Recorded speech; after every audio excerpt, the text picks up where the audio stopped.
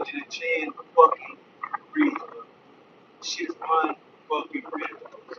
Unbelievable.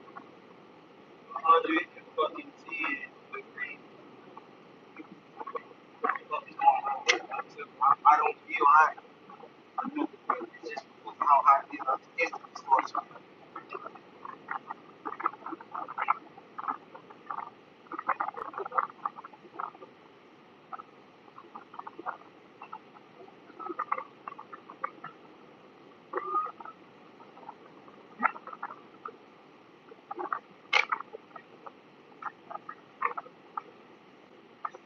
I don't even feel hot.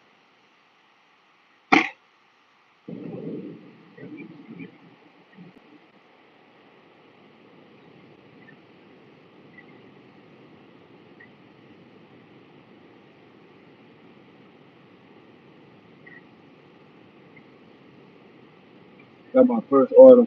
God damn, it's surging crazy. Damn, bro, I'm about to go do this. What the fuck is going on?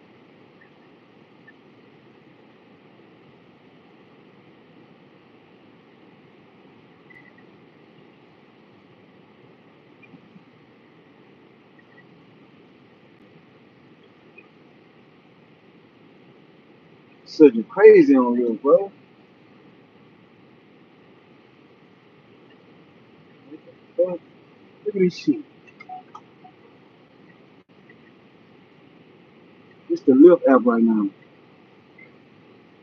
God damn, shit on fire. Wonder what happened. What's going on today? What you I need? I need to go get some of this, bro.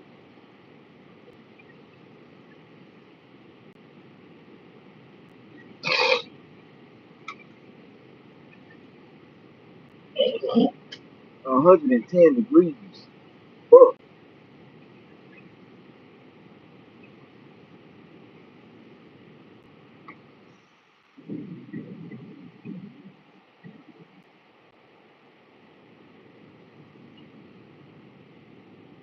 I took a trash ass 3 miles. Bro.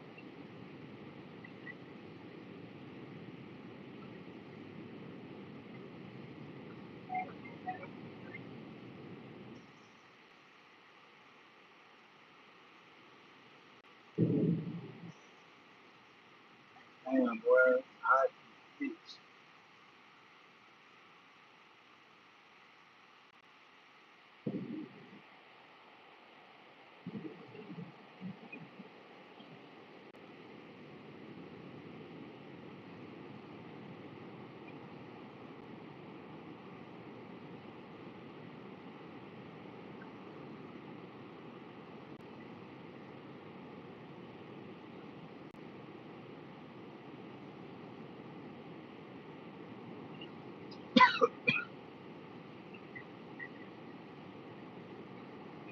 What's up, Belinda?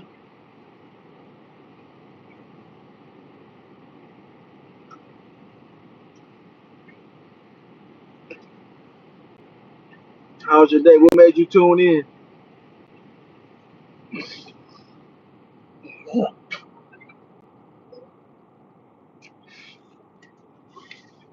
Hit that like button for me.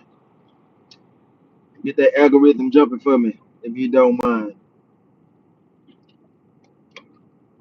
I appreciate you coming in and not just looking and saying something. That means a lot. I'm on this DoorDash grind. Just got my first order for $4.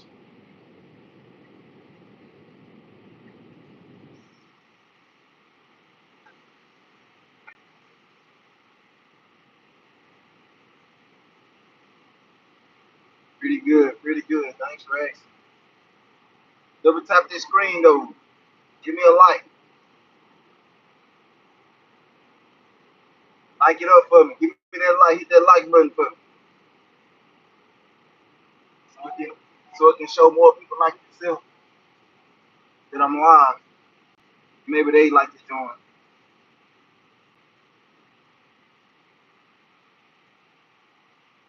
Did you hit the like button?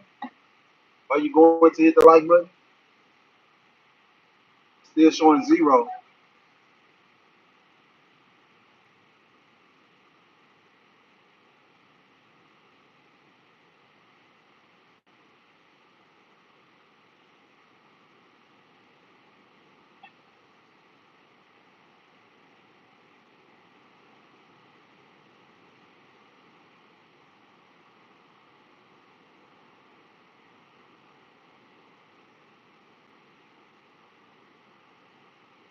Fuck you up, that's why I'm breaking your hearts.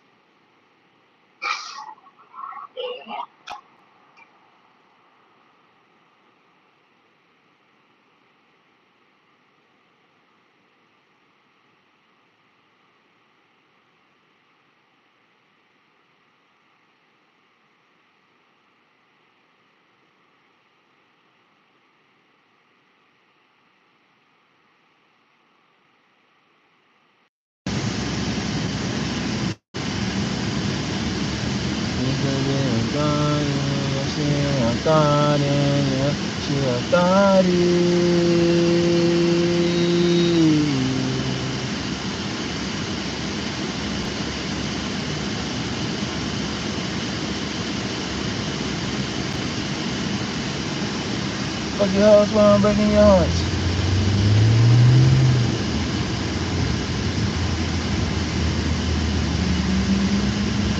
Dang, boy, it is so fucking hot out here. It is crazy. I think my dad's going crazy.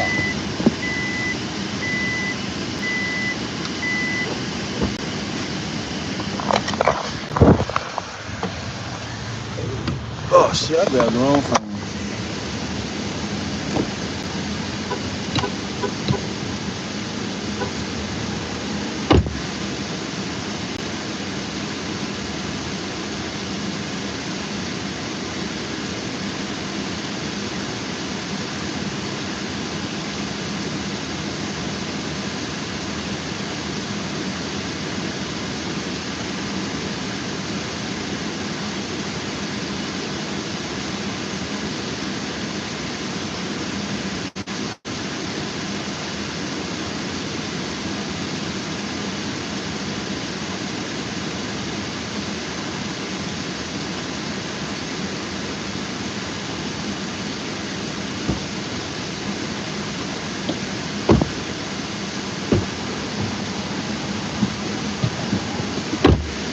Mail dog! What's the deal, baby?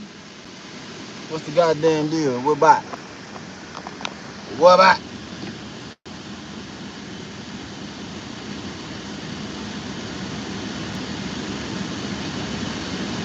Phone not charging, man.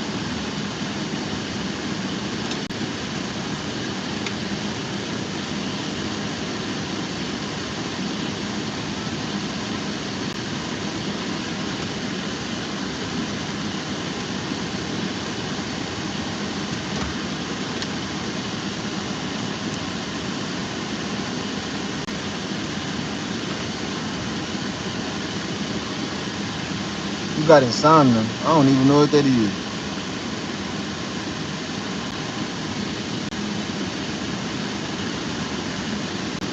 Ain't that like a something like where you can't sleep or something?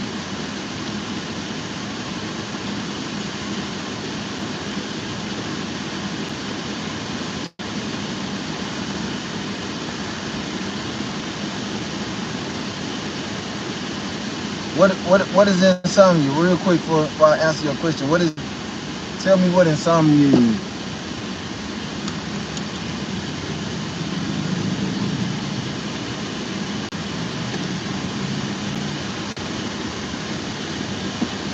Oh, okay. Let me see. I'm gonna read this question because I ain't gonna be able to read the messages when I start driving. Say, let me ask you a question, Cardo. If a woman smile at you, do you think she being nice or she flirting? You don't know. Women, the only way for you to know what it is for you to ask, bro. Like everybody different, G. Like I can say whatever. That don't mean it's going. People always gonna put their experiences in, you know, things that happen to them on other people. So don't. It ain't no right. Like people always like when you ask people a question, and people say you always trying to be right. When you're not trying to be right, you just trying to make sense of it. So that question you're asking there's too many ways that they can go. So the only way you can find out is for you, because every person's different, bro. And then, but to make that to make it more simpler for you, fuck it don't matter, bro. Fuck it. If a bitch reject you or whatever, bro, it don't matter. It's not the end of the world. It's not even none of the world, because half these hoes is trash, bro. All women got their value when they're young, bro. If you want value as a man, get you some money. I'm telling you now, being ugly ain't gonna mean shit. Go get you some fucking money. Go get on your grind and get you some fucking money, and you gonna see what looks mean to a woman. It don't mean nothing, bro. It don't mean nothing. Women are hypergamous. That mean they always looking for the better thing. They always looking for something better. They always looking for security. They always looking for safety. They always looking for somebody that can finance their life. They lazy as fuck. They dirty. I don't give a fuck. That's why when they live alone, they really be dirty, bro. They only clean the house when they know people coming and shit. Like, they don't got no order, no structure. They don't give a damn how much money they got. If they house clean, it's because they paying somebody else to do that shit. I'm telling you. I done been with all kind of people, women with money, without money. If they first meet you and they like you, they gonna have the house clean at first. They gonna put on that facade, like they gonna clean up that house. But you gonna start going over there days, and that bitch gonna be dirty as fuck. And if you don't say nothing, they don't keep it. They gonna be back to regular schedule program, leaving the house junking in the motherfucker, stank ass draws, cause they think that's if you don't tell them nothing. And this go for all women, bro. I don't give a fuck what they say. Once they feel like they comfortable, bro, you really see the real side of women. 5729. Where is this? Hello? Going to 5729. DoorDash. Oh. He said, yeah, that's me. If I see 57, I'm thinking it's that house. Yeah. All right. Already, bro. Appreciate it, man. Yeah, good. He said, yeah, he just standing there. I'm like, what the fuck?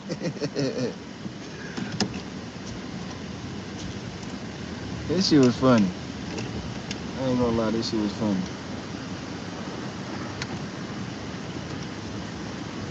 DoorDash don't even be giving. DoorDash really don't give a fuck about no picture. They just be wanting the nigga to take a picture.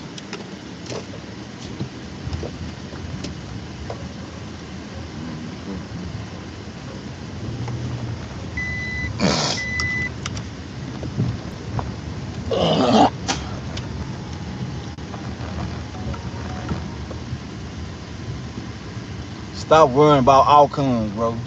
Just go. If you want to talk to a female, just go do it, G. Just go fucking do it. You don't never know. 100 bitches can reject you in a row, and the one that give you the time of day will be better than all that whole 100. I'm telling you what I know. Women don't smile at me often. It don't matter, G. They ain't gotta smile at you for you to go talk to them. Let me tell you something.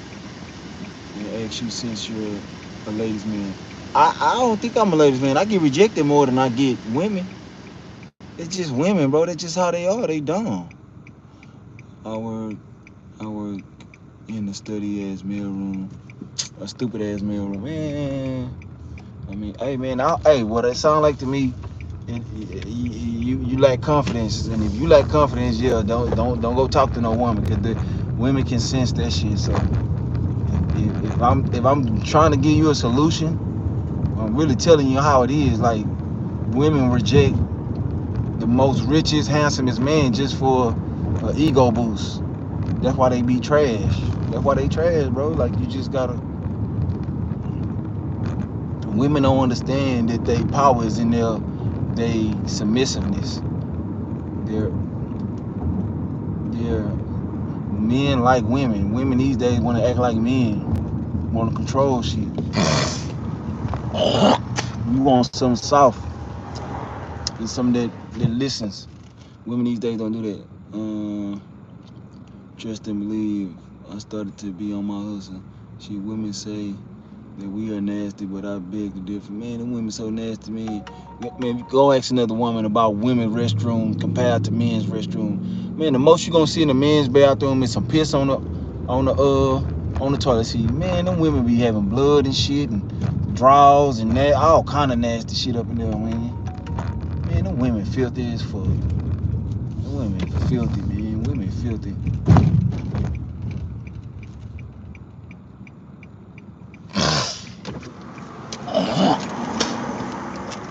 You can let them see you sweat though. It don't matter. It's just they just let you know. If they see you sweat and they judge you, they just let you know they ain't for you. But I'm telling you, bro, it ain't nothing but numbers, bro. Don't go watch no YouTube videos how to get a girl. None of that shit work.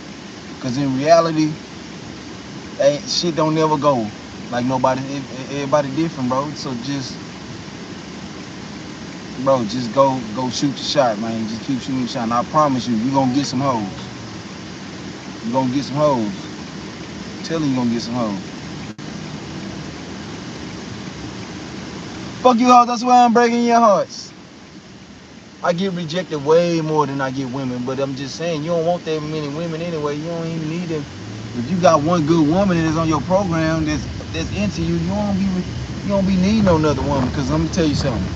A woman that's on your program and that's really into you, gon' fuck the shit out of you every time. First of all, she ain't gonna want to keep her hands off of you, but it's gonna turn you off. It's gonna turn her on. I mean, when you want her, that's when you know you really got a woman that's in you. And when you got a woman like that, you don't need no other woman. You really don't. Hold on, man. I'm gonna read your comments when I stop or something. I can't read it. I can't read the comments back here. These motherfuckers can't drive. You'll run in there, smack your ass back here. Everybody be on their phones. I ain't trying to be a part of it. Look at this. Look where he wait to get over in front of me at. This damn car in front of me, man. These people stupid, bro. He wait till the last second.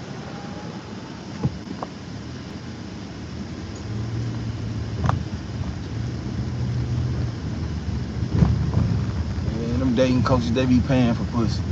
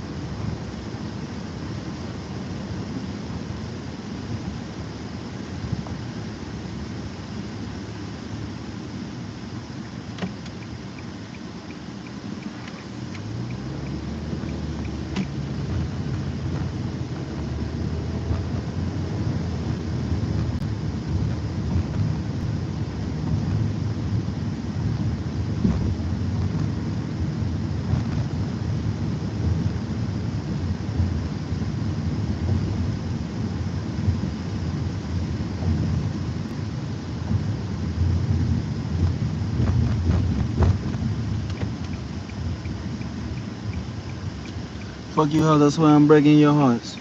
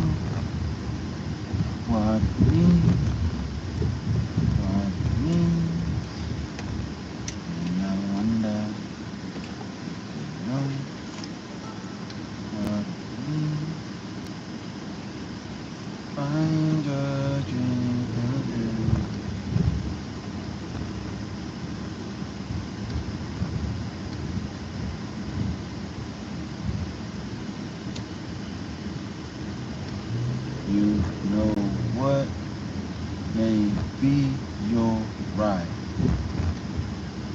I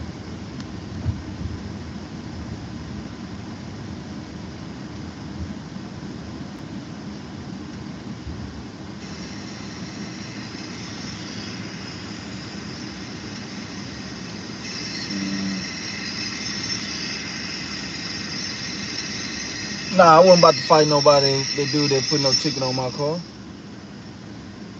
It ain't that serious. I was mad though. I ain't gonna lie and say I wasn't mad. I yelled at him. I told him, I was like, man, I was right there. I was literally standing right there. I was there for 1 fucking second handing the customer his food. You mean tell me you gonna give me a ticket? Most women don't want the rest of their femininity and they want control men too, yeah. Yeah, I was watching that one black ass nigga, Coro. He be talking out the side of his damn neck. It's a lot of them just be talking. But there's so many degenerate ass beta males out here thinking they can be beta and just turn alpha like that. And they just go with anything. I approach 7 women, but they always say I'm too short, too old, or they have a boyfriend. Well, yeah, bro, you just gotta improve, especially being 40. You know what I'm saying? 40 and short, yeah, that's tough. I'm damn near 40, but I ain't short, and I don't look my age either. You know what I'm saying? You know, I look way younger. But you gotta, bro, you gotta self-develop, bro. Being short don't mean shit. You get go get some muscles, put on some muscle and shit, and you know, fix yourself up, get presentable. See, I have my hair wild and shit because I ain't trying to get on no hoes. But when I go out, oh yeah, I be crispy, I be fresh. I shave my head.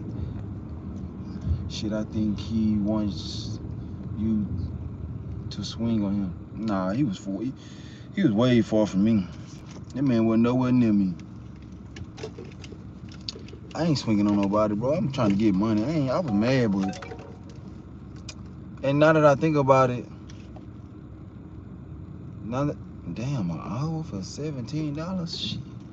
Now that I think about it, he probably couldn't give me no ticket because last week I took my license plate off the front of my I hit a gate last week. Well, I didn't even hit a gate. I moved too close to a gate. You know, we put the code in, gated community, and the gate opened up and it just broke this shit off my thing. So, well, he took a picture of nothing because my license plate was not on there. So when I really got to think about it, I'm like, man, he couldn't have gave me no ticket. So I was mad for nothing. Cause he ain't got my license plate, cause I ain't got no license plates on the front of my car.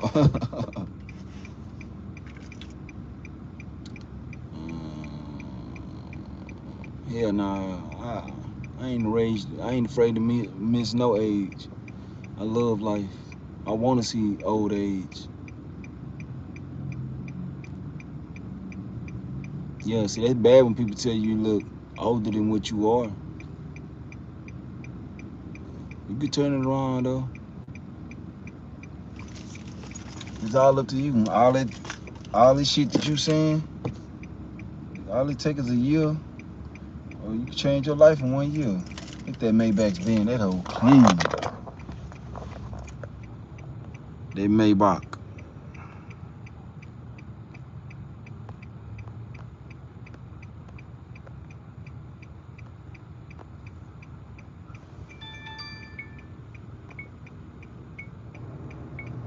Oh, black and gray.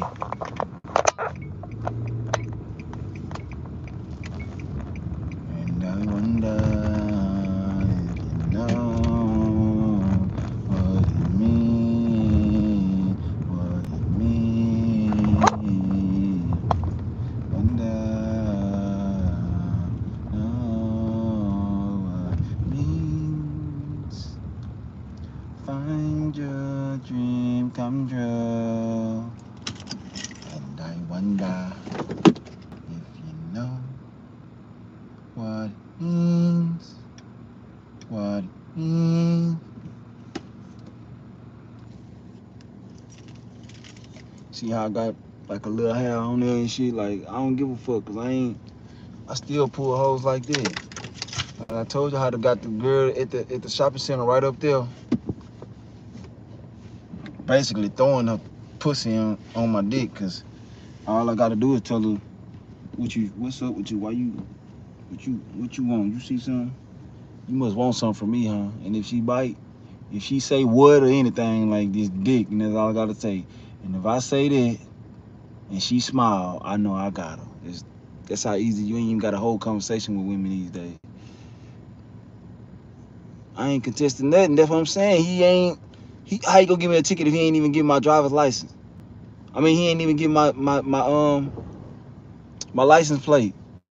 He didn't get it. Ain't no license. He took a picture of the front of my car. I guess he thought he was taking a picture of my license. Ain't that what he took? He took a picture of the Nissan sign. You gotta have a license plate to write the ticket.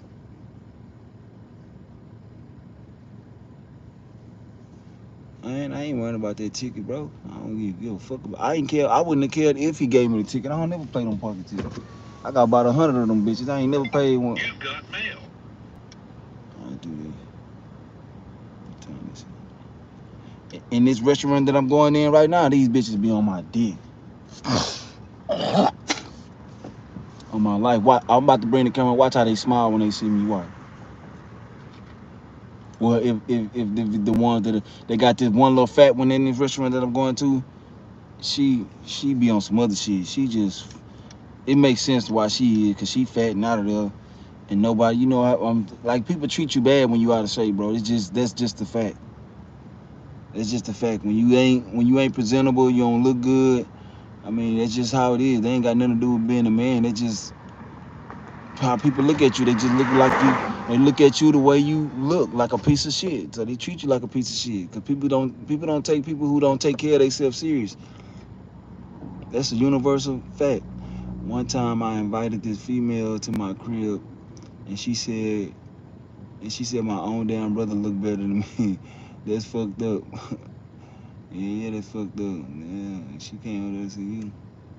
Old buddy was trying to test you or something. No, he wasn't. I was trying to.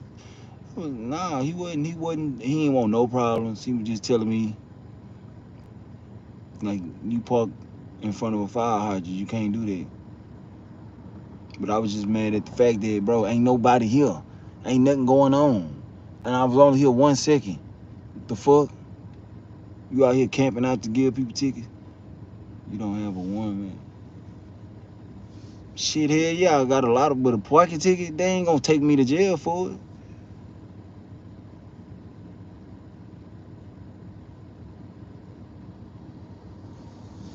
Oh yeah, if you chubby, it's gonna definitely be hard. You gotta pay. You gotta be a trick.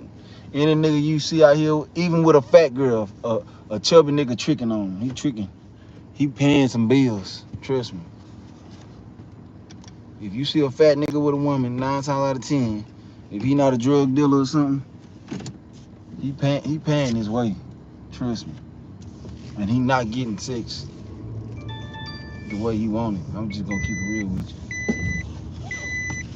And that's even with a fatter girl than him. When you, I didn't like I be seeing it. I be like my fat homeboys when they be with their girlfriends and live with their girlfriends. If they not paying all the bills, the girls not afraid to tell them how they gonna go to another. They tell them in their face how they, like, for real, bro. This shit be sad. Like, I wish a bitch would talk to me like that. I'm gone. That before she finished that shit, man. A woman telling me she gonna fuck another nigga or she gonna find another nigga, man. What, bitch? What? Man, I never tolerate no shit like that. But that's what I'm saying. When you ain't in shape, that give a person that ain't in shape the confidence and the audacity to do some disrespectful ass shit like that. I don't tolerate no disrespect from women, bro. None. I don't give a fuck how good they look, how much money they got.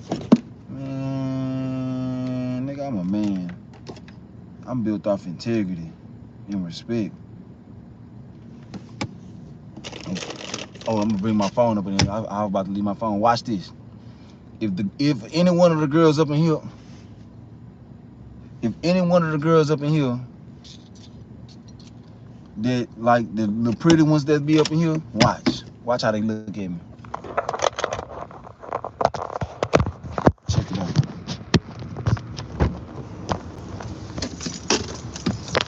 Cause I'm dressed today. Well, I'm dressed pretty good today. I got a little swag on today. You know what I'm saying? I really just got some shit on because it's hot fuck out here. But you know, my body fit. I'm fit. You know, I got an athletic body, so I do attract women. So, yep, she in here too. Watch this. But she cool, but she not one of the ones that be on.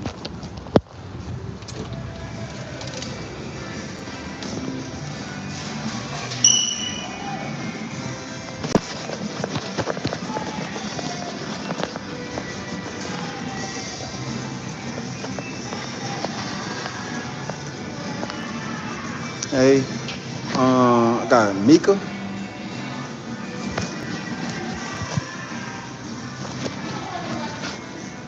That's it. Okay. How you doing today? Good.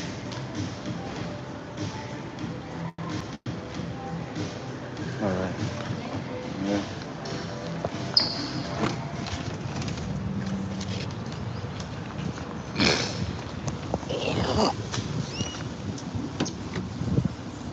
See? Did you see how she smiled? They can't help it, bro. They can't help it. They can't help it. So when I talk about you, see, I could have been fucked her on everything. I'm just not into no woman. She been like, we be having full blown conversation, but I just let her know like I'm a nigga. I ain't never told her, but I tell her with my actions like she be throwing all them bitches up in there be throwing themselves at me. All these bitches that work in all these stores that I be going to on a regular. See, I see them a lot because I don't dash all over the fucking world. I come back to these spots right here where these rich people is so I can make money. You know what I'm saying? And even these rich people over here, these rich girls, these rich black girls and white girls, they be on my dick. When I get dressed, man, and I put some cologne on, I ain't even got to put no jewelry on. I'm telling you, man, women be holding doors for me. That's why I'm able to know. But like, even when I holler at a lot of women, bro, and they be rejecting me, like they'll smile just like that girl did. They'll talk to me first. They'll be acting like they all into me, and I ask them for their number or something, and they'll reject me. But I don't give a fuck because I know the games. I understand women. They really want you, but they be wanting attention. You know what I'm saying? That attention is their currency. So that's why I don't even give a fuck about rejection. I used to feel away, but I don't not no more.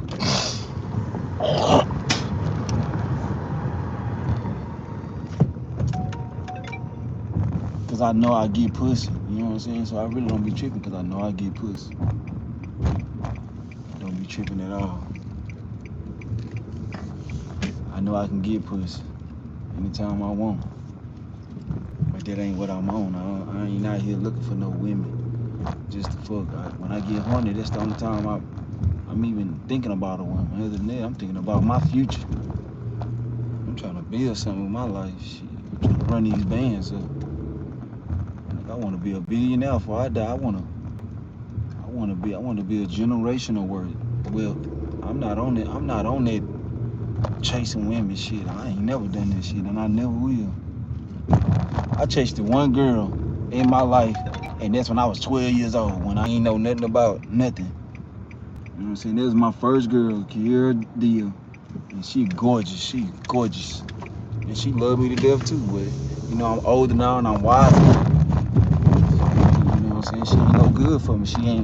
She not gonna get on my program. She a masculine woman, and I can't deal with no masculine woman, G.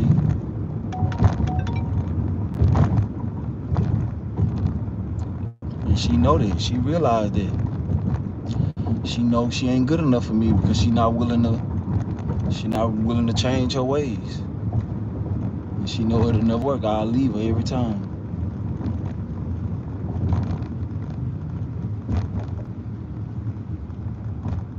Damn, boy, you 5'9", 245. Boy, you more than chubby. The fuck? Yeah, I'm 6'4". I'm about 190 now. I lost some weight. I've been losing weight and putting on muscle. I've been losing weight and putting on muscle. I work out every day. You know what I'm saying? I'm putting on muscle. I'm cutting fat. To be honest with you, women only go by their physical appearance. That's it. That's why they try their best to look good. Yeah, they delusional, bro. But that's what I'm saying. That's not. If you know that, why you don't take advantage of it? Why you don't take advantage of it? Why don't you get on your body game and change the trajectory? You know what I'm saying? Change your outcomes. That's the only way you're gonna change. I carry my weight well. There ain't no such thing as being 5'9", 245 and carrying it well. Nah, you sound like a woman with that. Like, that's delusion, bro. I know weight. I'm like a Kevin Samuel nigga when it comes to weight and height. Like, I be looking at people and I tell them, like, and if you lying, if I was to see you, I'd be like, nah, bro, you weigh more than that. Nah, you shorter than that. Like, if I was to see you, I know height. I'm a specialist at this shit. Like, I love, like, and people, like, when people talking and, you know, they be from a different country and they speak a different language, I always guess where they from. And 90% of the time I'll be right, because I'm just a historian and I'm an explorer like that. Like, I just love, like, some people will fuck you up though, because some people, they speak multiple languages and they accents be mixed with another one. Like, okay, I met this Irish person, but she was from, and she from her primary place where she from was um Ireland, right? But she had been living in Australia for like the last 10 years, and then she just moved to Houston for like, you know, like a couple of months or something. And I guessed it right, but she sounded like she was Australian, but she was from the other place. She wasn't Australian. She just lived in Australia for the last 10 years, but, you know, her native tongue was um, from Scotland or some shit. Yeah, you need to lose some more. That's good, but you need to lose a lot more for 5'9".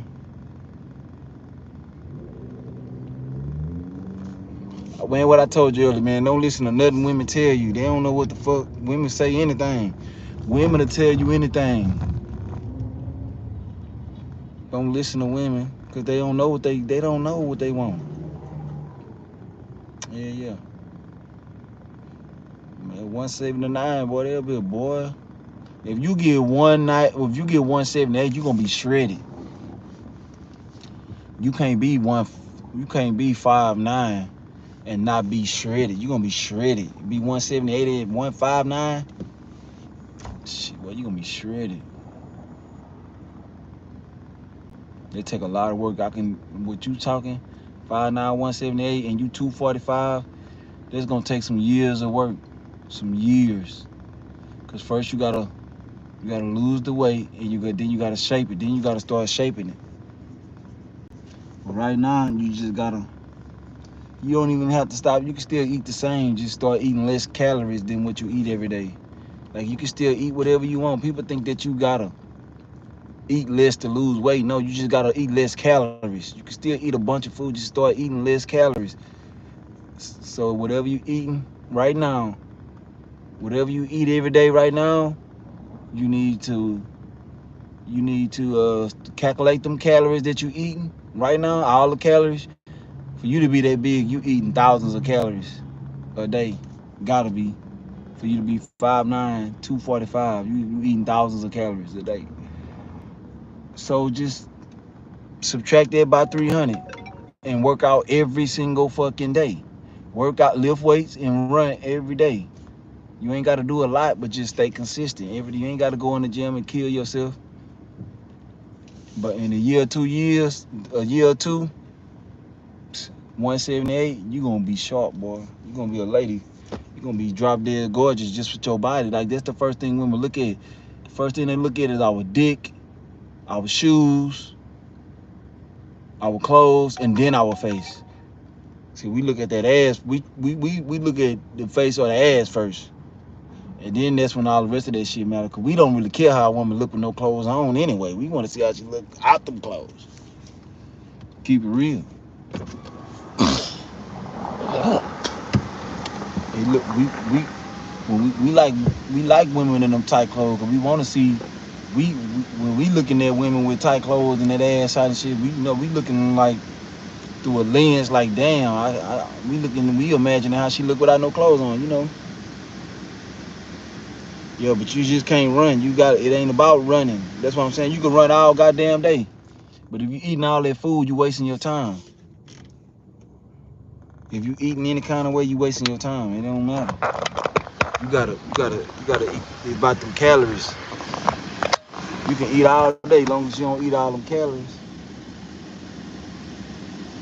As long as you're not eating more calories than you taking in, you're gonna lose weight. You don't even gotta work out, you're gonna lose weight. But if you wanna lose healthy weight, you wanna eat and work out. You wanna start eating better foods and work out every day. You want to. Yeah, I thought since I'm only attracted to women, I can get advice from them. No, can't get advice from no woman simply because they don't know what they want, bro. Women, they'll tell you something and do the complete opposite. Like they'll tell you, I don't like him. But she telling you that, not him. And she'll go fuck that nigga she just told you I don't like. And then you up there looking like, all right, let me tell you what, let me give you a story. Okay, one day, and it's funny, it's about my first girlfriend when I was 12. We in our 30s now, we in the club. My partner like her, we ain't, this being 20 plus years, we ain't talk to each other. But we still cool, like we still kept in touch all the years and all that shit. It was teenage love. But we ended up fucking like when we was in our 20s and all that shit, like all that. But we just was cool. You know what I'm saying? So I was in the club one day and I was with my partner, and he was in love, like he just saw an angel, cause like I say, she beautiful as fuck. And I was like, oh yeah, I was like, nigga, that's my first. I was like, that's my first girl ever. He's like, for real? He's like, man, Cardo, put me down. I'm like, come on, nigga, I got you. And she was mad because she really liked me, and she was like, wondering why you trying to put this nigga on me? Like, I'm like, shit, he asked me to. What I'm supposed to do? Like, you asked me, he don't talk. But he was talking to her, and she was talking back to him, but I'm watching her the whole time. She looking at me and wondering why you ain't trying to talk to me? Why you putting him on me? After I already had told her that he liked it, you know what I'm saying? So he was shooting his game. She wasn't going for it. So I was hollering at another bitch. She was jealous. I was talking to her homegirl. I was trying to fuck her homegirl that night. Little Tanika Mose, forgot her name. But she watching me shooting at her homegirl, and she mad than a motherfucker. Like I could look, I know she like she's smiling and shit, but every time I look around, she looking at me like, you know what I'm saying? So I don't know what happened between them. The night go on, and she came by me, she started talking and shit, and my song came on. And I'm like, come on, cause she can dance real good. We always dance. That's our thing growing up. We always used to dance to all the, Marions, all the dance groups. Like we used to sit there and watch them and learn the dance groups, learn the steps and do that shit. But her and her brother can really dance, right? So a song came on, I took her on the dance floor and talking about she was shaking that ass, something and all that. My partner, he couldn't believe, cause I guess he had asked her for a dance and she was telling him she good. But he looked over the next couple seconds, she on the motherfucking dance floor with me dancing her ass off. So he like, what the fuck? Like, and he laughing like, oh, she just told me she was good. But see that what I'm saying, bro? Man, you can't be listening to these girls. You can't listen to no woman, bro. Bitches don't know what they want. They don't.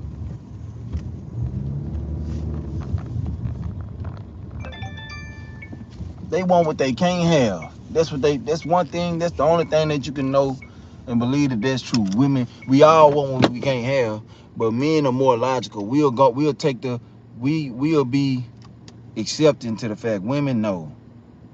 They'll die before they accept, you know what I'm saying? That fact. Just being honest. She in love with Sosa. Now I ain't vibing. Have you seen that video on social media where the nigga was sniffing the big booty female at the gas station? Is that like a fetish? Man, gotta be. Or he just nasty.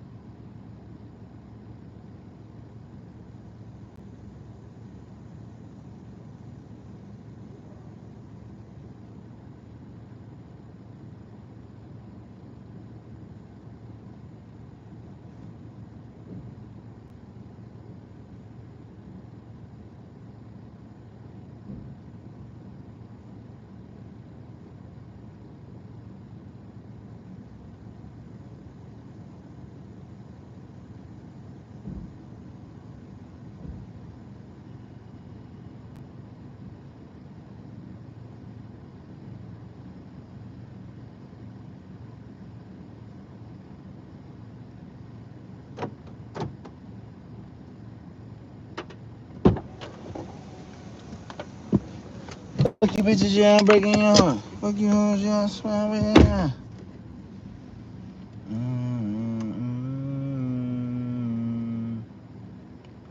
Ride minimum 4. She in love with Sosa.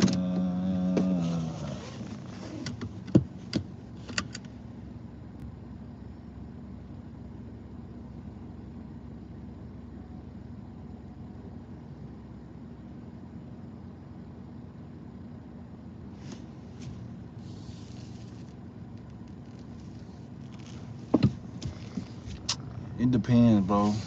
Some women like this, some don't.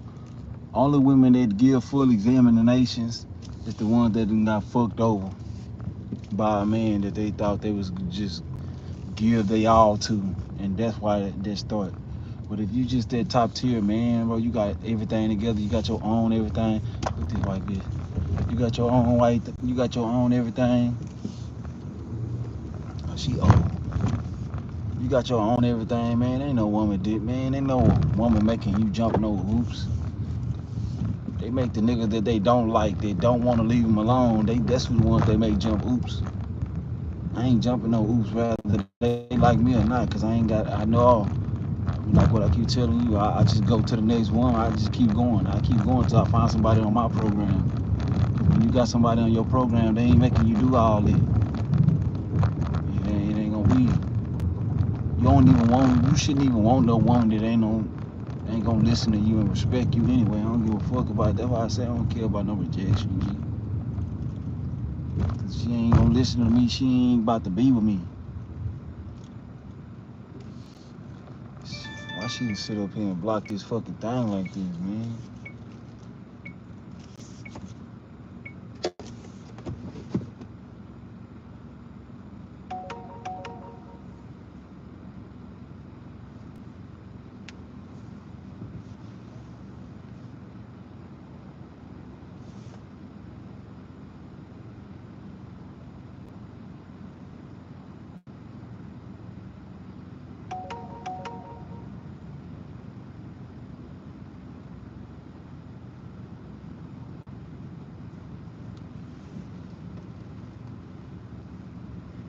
Yeah.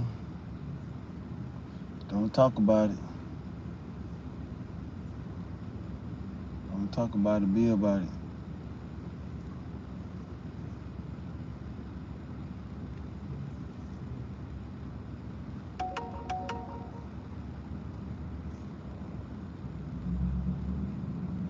Be about it, my G.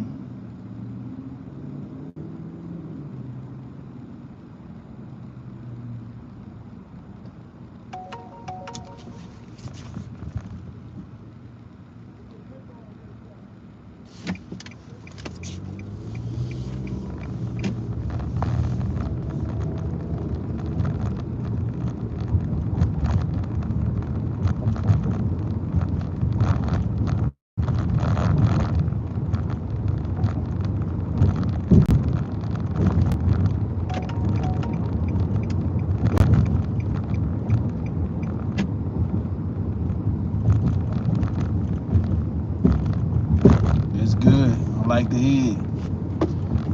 And I like the words you use. You said you determined. You're not motivated. Anybody can be motivated and still not do jack shit.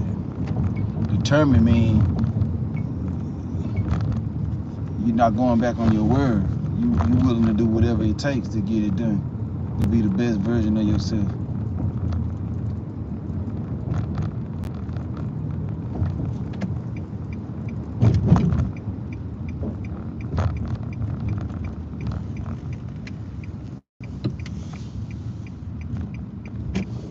It's really good. And I'm big on words. I'm all about word usage. Like depending on the words a person use, they let me know you full of shit or not. If you full of shit or not.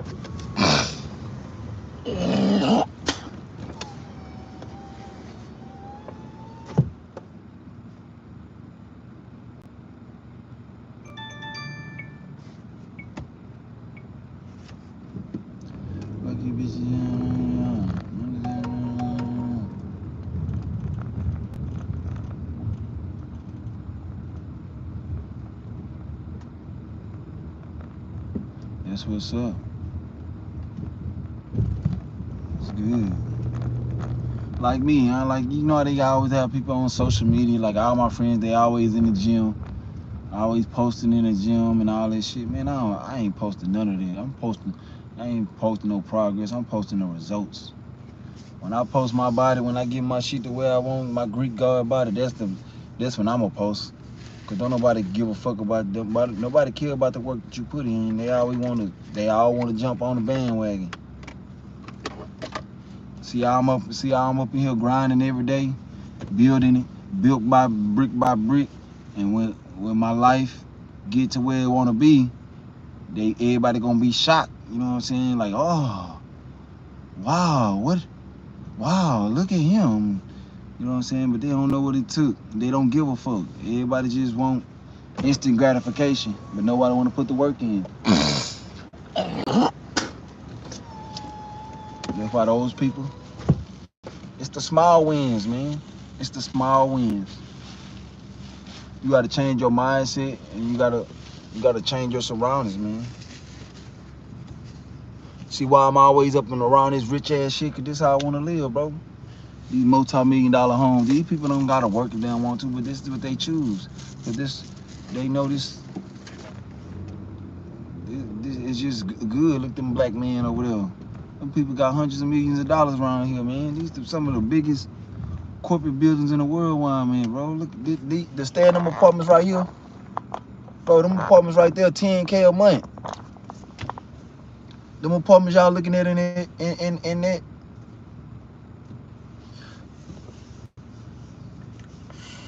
Them hoes cost 10K on any floor. The penthouse is higher. All the way at the top, the penthouse is high, but to stay anywhere in this building is 10K a month.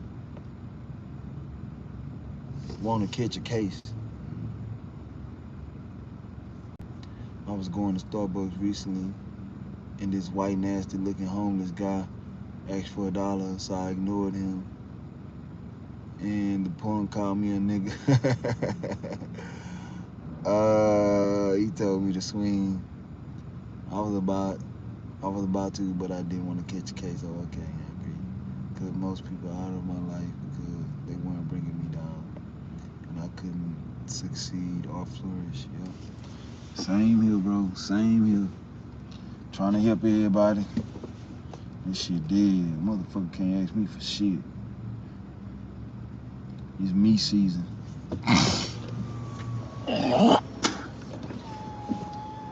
That's how it is, though. Everybody wanna make you out to be a bad guy. When you choose yourself.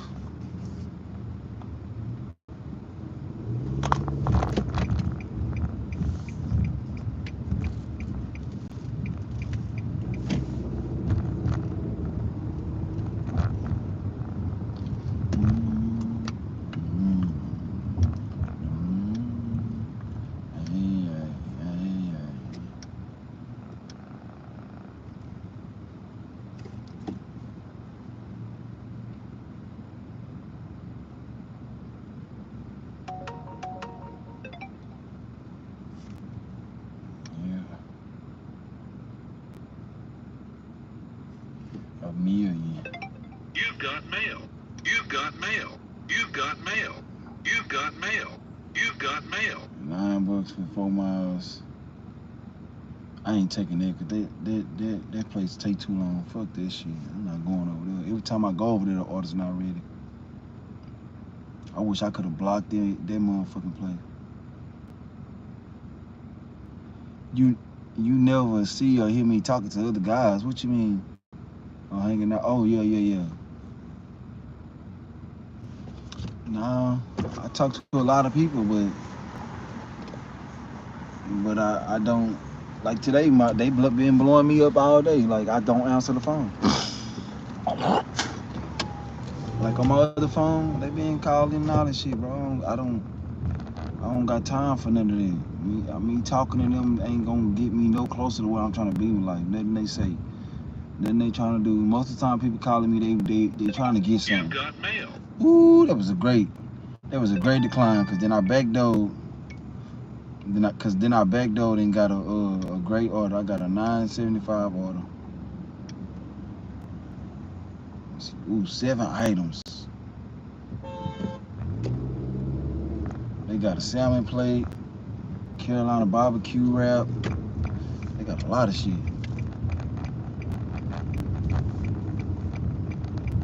I'm glad I declined that bullshit. I'm so happy.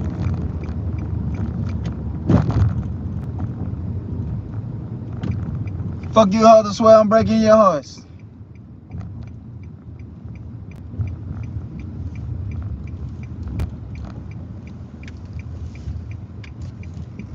Them bitches about to come up out here again, boy. It's about to get crazy out here.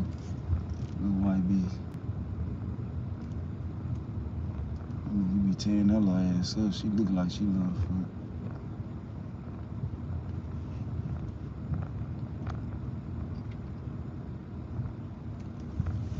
It's about to go down. Everybody right now, they going home. They about to get dressed. Look at that white man over there doing them push-ups. Can't even see him. Oh, y'all can see him. Hold on, I'm about to show y'all. He back here doing push-ups and shit. H-time, them niggas be tripping out here, bro. There's always something.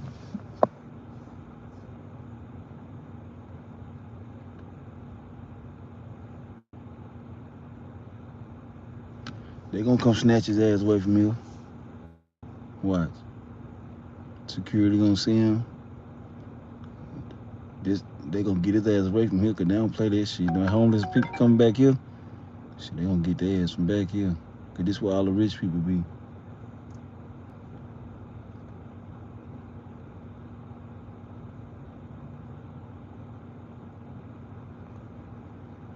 Look, there go security right there. And he ain't messing with him. I thought he was. He doing push-ups.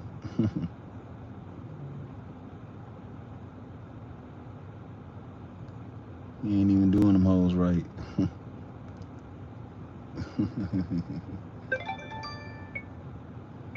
He ain't doing them right at all.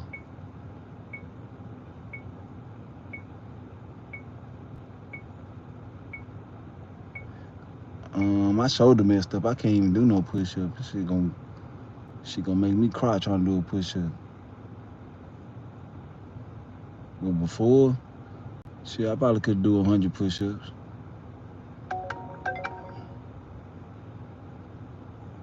Man, bro, he doing that shit, bro. You know it's 94 degrees out here and he doing that shit.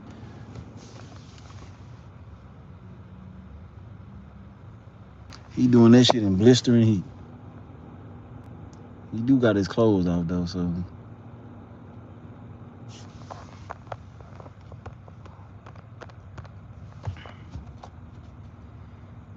I got 5 minutes for my order ready, and over here this shit probably still don't be ready.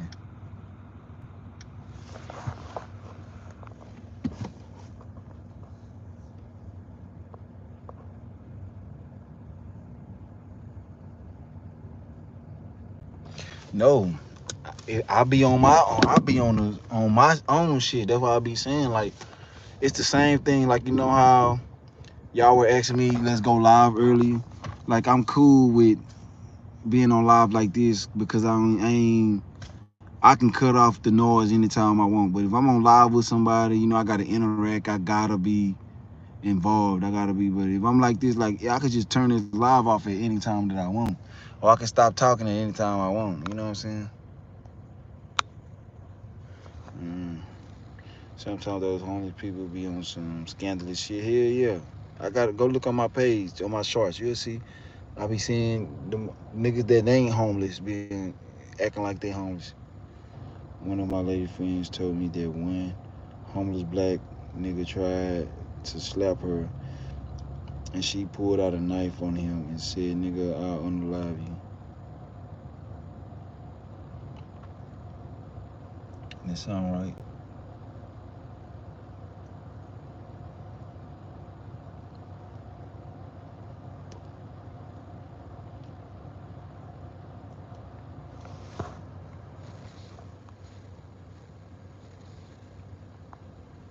It's my daughter. It's my baby. It's my daughter. It's my baby. It's my daughter. It's my baby.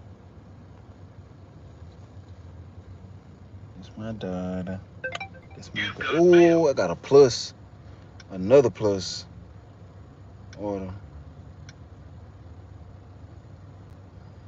That one gonna take.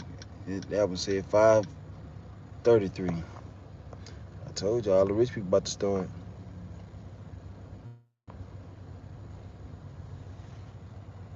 Mm, mm, mm, mm.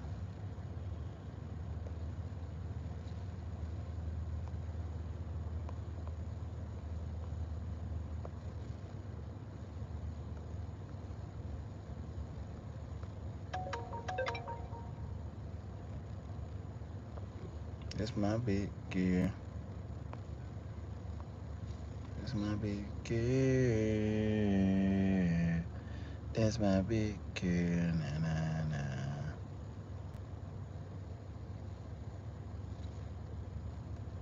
That's my big girl. This me, Big Jaw. I seen Big Jaw was out here. That's me, Big Jaw, and Ken poking that thing out. Right there, that's Ken, that's Big Jaw.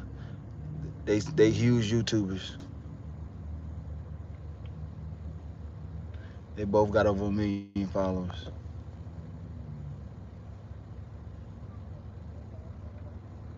That's me in the middle.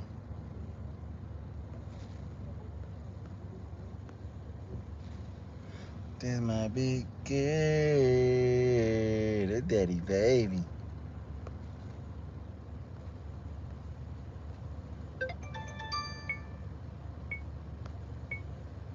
It's me and my daughter at a kindergarten graduation.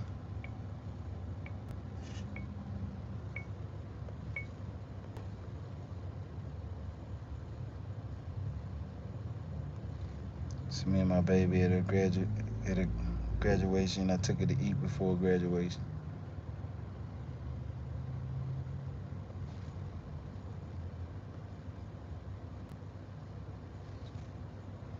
It's my baby. That's my kitty. I was watching this thing and I had to take this. I had to take this. I had to take this video.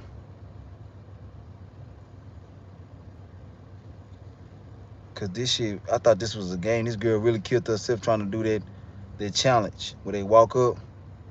My baby 5.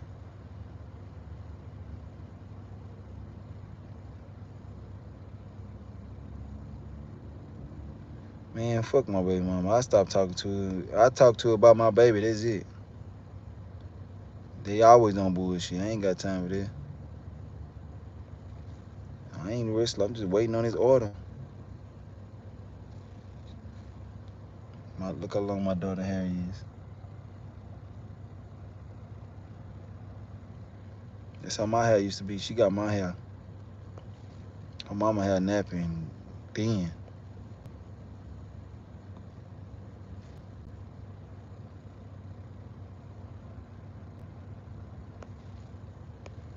My baby mama right there.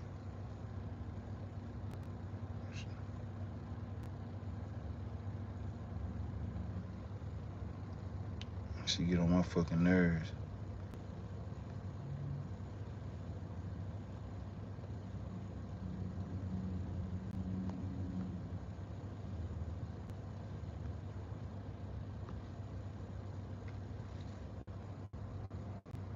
Mac apps.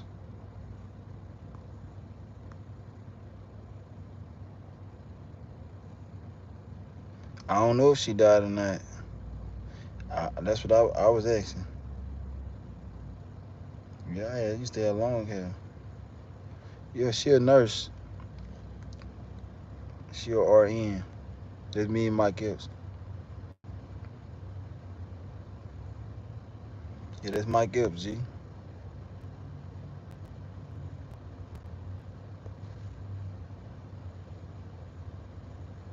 This we took this picture 10 years ago. I mean, somebody drew us.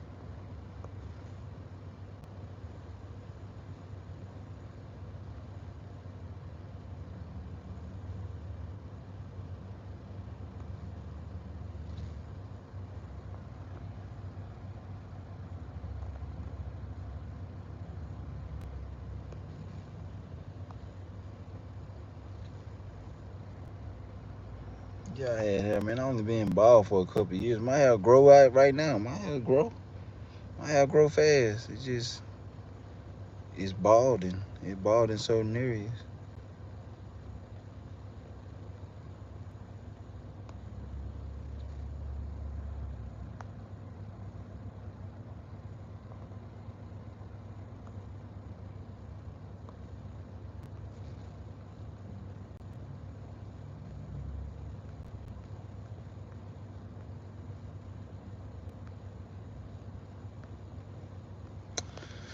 I say my order's ready now, so let me go up in here. Stop the bullshit. I'm gonna bring this phone up in there, cause these bitches be on my dick in here too. They got one of them I wanna fuck bad, but really two of them she just chubby. She yellow. Shit, my life ain't nice. I make the best out of it though.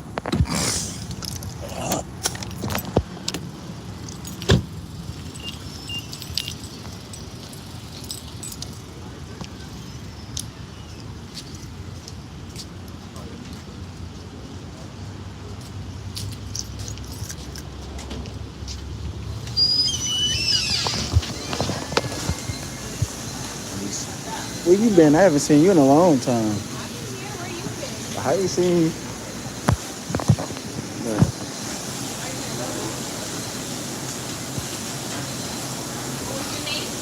Elisa. Elisa.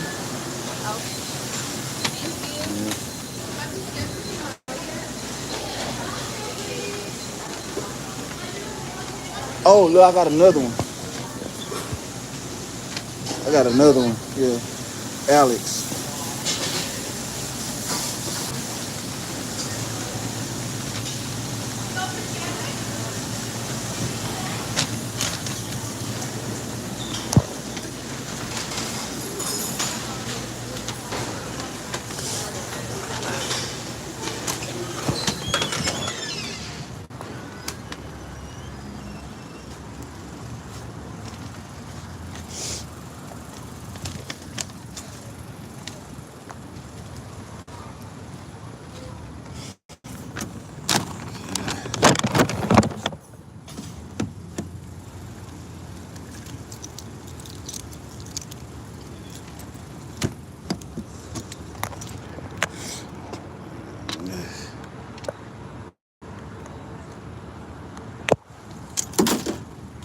Hey.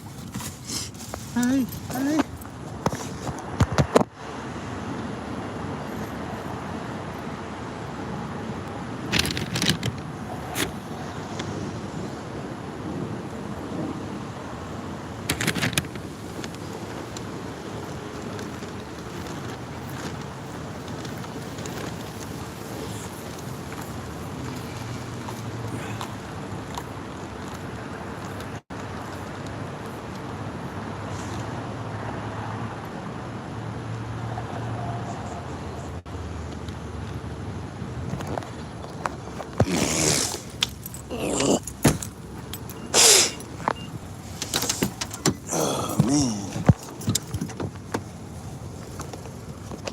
little Indian girl right there. I thought she quit because I ain't seen her in so long. She got that ass. She got a fat ass. Beat that pussy up too. But both of them one, I don't know if you seen the girl with the glasses. She used to be skinny. She done got thick. But she too weird acting. That's why I never shoot at her. But the one that I said, where you been? I don't know if you saw her, the little Indian girl with the braids. She liked me, but I could tell I ignore her too much. So she stopped giving me choosing signals because I just don't be on. I like her too, but I just don't. Bro, I ain't worrying about no bitch. I'm trying to get some money. That's all I be on, bro. Did you see him smile at me?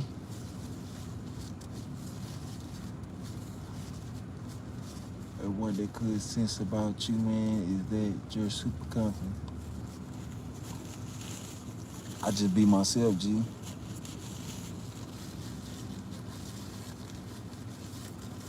Yep, that's what I be saying. When I was telling, what's the name? Even when I get rejected, bro, they be smiling and playing games and shit. That's why I can't take them serious. When they turn me down, it don't be like a bad rejection. I don't even be feeling bad. I don't even be feeling bad.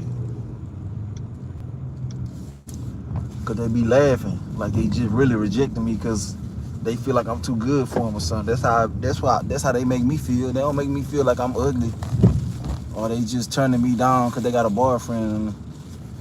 No, it ain't. Our rejection ain't. Our rejection ain't bad because it don't feel like rejection. Rejection feel like a bitch looking at you like you beneath her or you ain't.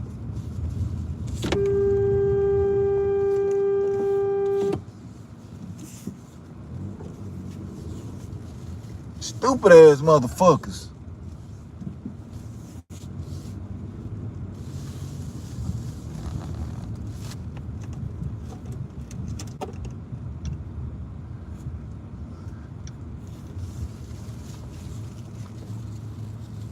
Our rejection ain't bad. Rejection is really good for you.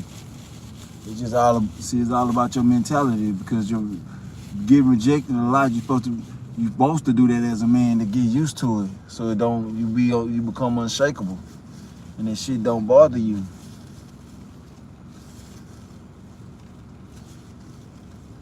When you first getting rejected your first couple times, you supposed to be getting used to it. It's supposed to get to a point where that shit don't faze you.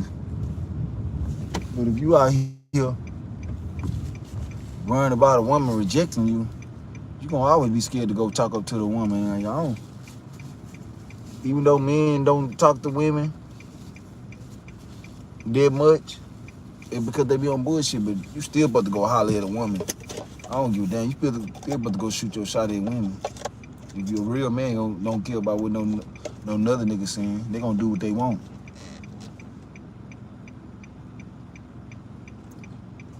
Yeah, but chubby niggas still get pussy, still get hoes. They still get chose. You just gotta be that type of, you gotta be that nigga.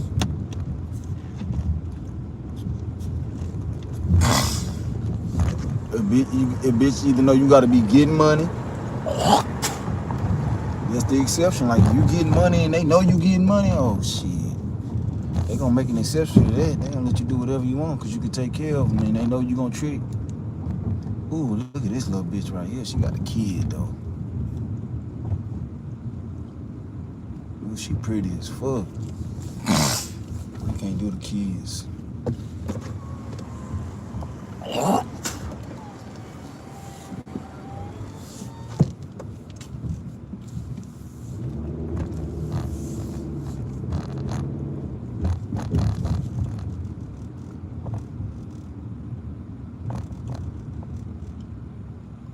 She told you that most women don't care how men look as long if he not awkward or goofy. Man, them bitches gonna fuck awkward and goofy niggas too. You gotta think, man, most women awkward and goofy. Cause they being pampered. They don't live in the real world. They being pampered their whole life. So, man, you gotta stop listening to women, bro. You just gotta go with you being the man. You gotta watch women's actions, not their words. I keep telling you that, G. Bitches say anything and go and be fucking a nigga that's awkward and goofy. Getting her back peeled by that awkward and goofy ass. I see it every day, bro.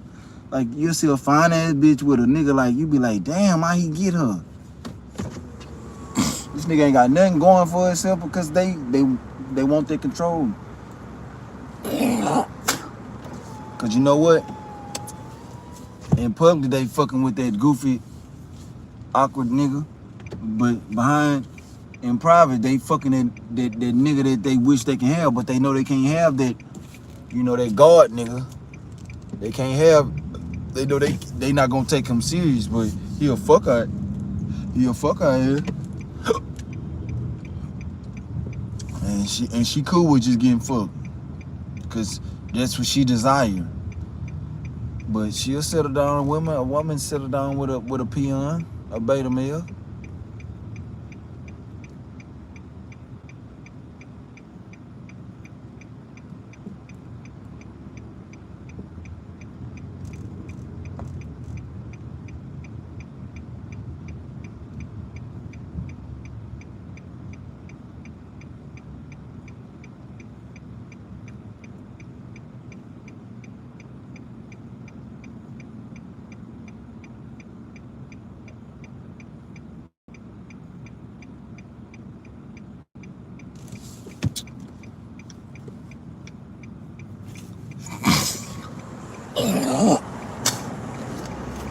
I think you putting too much on it, G. Thinking about it too hard. Just go talk out, man. Just start going out and talking to women. You ain't gotta be trying to holler at them. Just start a conversation and see how it go. You gotta start getting the feel. Like when you talk to women and the conversation is going well. You know what I'm saying? Even if you stutter a little bit, if you just genuinely just trying to have a conversation, you shouldn't be getting nervous that you stuttered or anything like that, because you know you just being genuine. And if they take that as you trying to, you know, shoot game and shit like that, and you not, go ahead and walk away. It's not the one for you, because she thinks she too good for you. I stutter all the time. I skip my words all the time because my mind be thinking about stuff and I be saying stuff. I be trying to say two things at once. And so I stutter, but it don't bother me because I know what I'm trying to say. What I was trying to say wasn't weird or awkward or goofy. It just, I got caught up in my thoughts. I probably just wanted to use a different word than I used, but it come out and I'd be like, well, it was like I was trying to, you know what I'm saying? Because I was trying to use two words. Not because I stuttered, because I didn't know what I wanted to say, or I was nervous. I just was thinking too hard on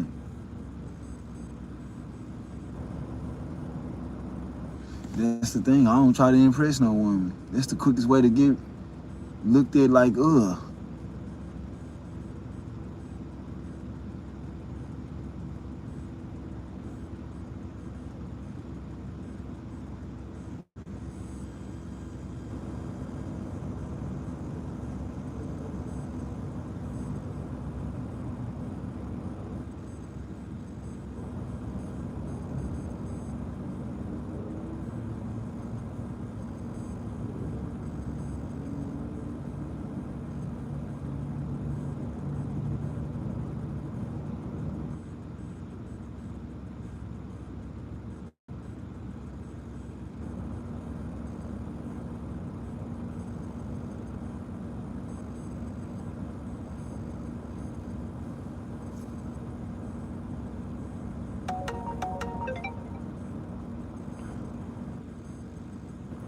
With that little Indian bitch, I want to put that dick on her for real.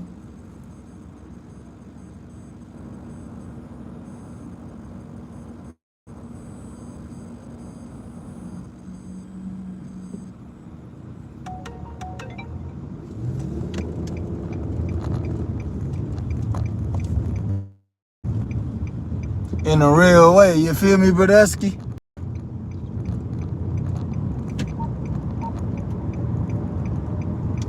in a real way.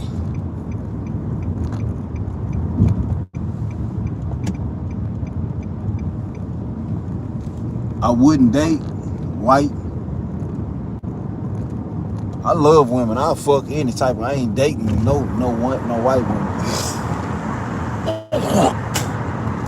No Caucasian. I don't care what race, what ethnicity they is. I'd never be in no relationship with no white woman. That just not in America. I gotta say, cause that shit is frowned upon. Like it's just not. It's not good for a black man to be with a white woman in this society. Even though it's okay, motherfuckers don't say nothing about it, but they still hate that shit. These white motherfuckers still hate that shit. I don't care that they hate it, but I don't want the attention of being with no white woman, dating no white woman. Not mine. I know my history, bro. I don't like white people like that. Shit, I'm just a cordial guy. I'm understanding. Shit, I don't fuck with white people like that. I wouldn't give a damn. I'd never change what I'm saying, because I know if they had to choose between doing the right thing and their race, shit, they gonna choose their race. I don't care how good they try to act.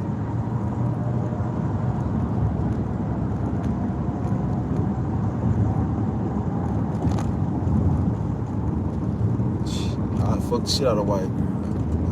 Do I want to date one? Yeah, no. Only 6. Look at them, there's nothing but sex objects. I ain't gonna lie, but like every other race, I'll date them all.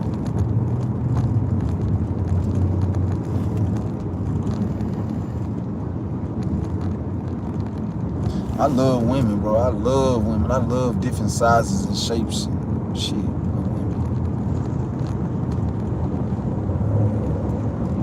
I just never date no white woman. Hey.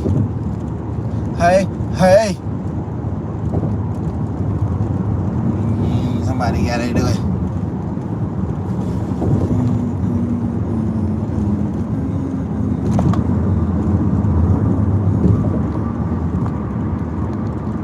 Turn the TV on.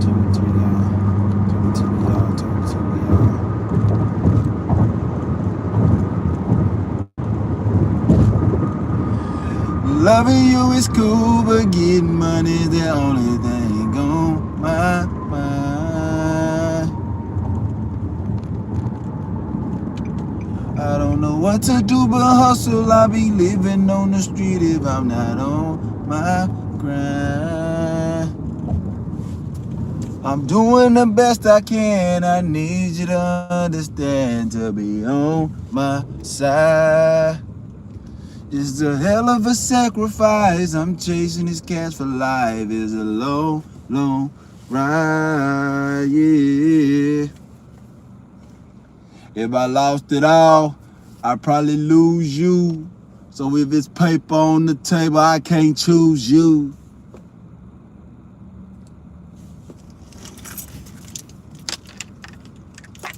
Nah, for real. You think white men hate to see black men dating their women? Fuck yeah, nigga, you know that. Yeah, man, come on now. Let's be real. Let's just cut the shit. Why you think they cut our dicks off and shit when women lie? Back in the days when women used to lie and say the man just looked at them.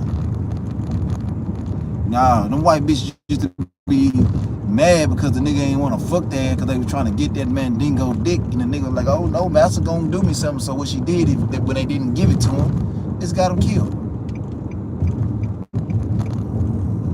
Got their balls cut off. Got their motherfucking balls chopped off. All because they ain't want to give him no dick. How about that? How about it?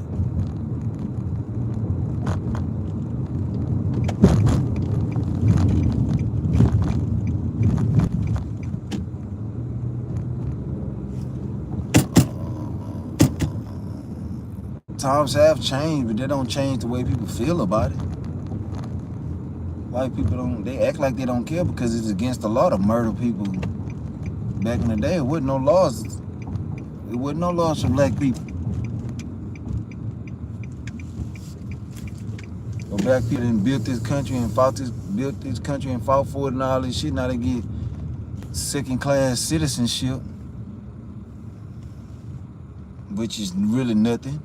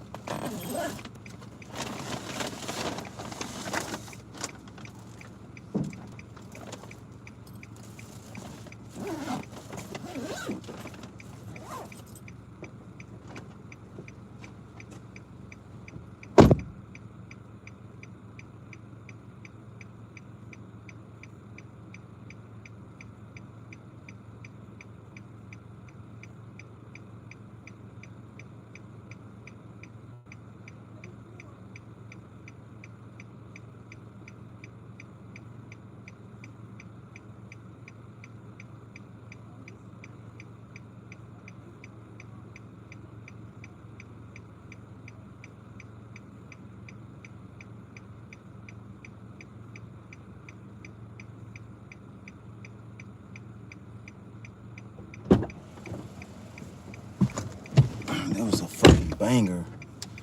$12.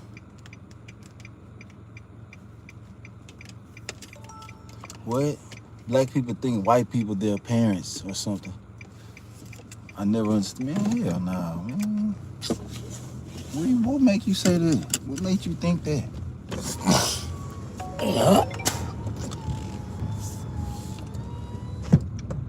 The only thing black people know is that white people hold us back. They hold us back from getting places. They hold the keys to success. For real, because we don't control nothing. White people, you always got to go through a white person to get to a high place in life.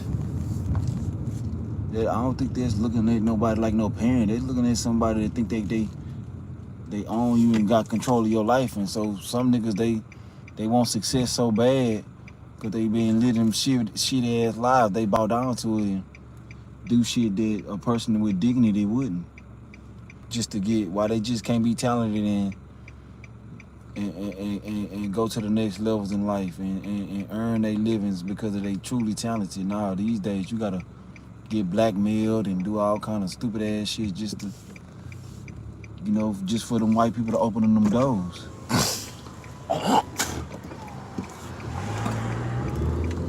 Ain't nobody dumb to that.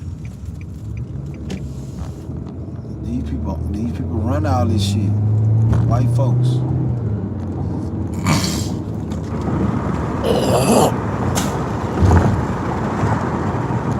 The powers that be.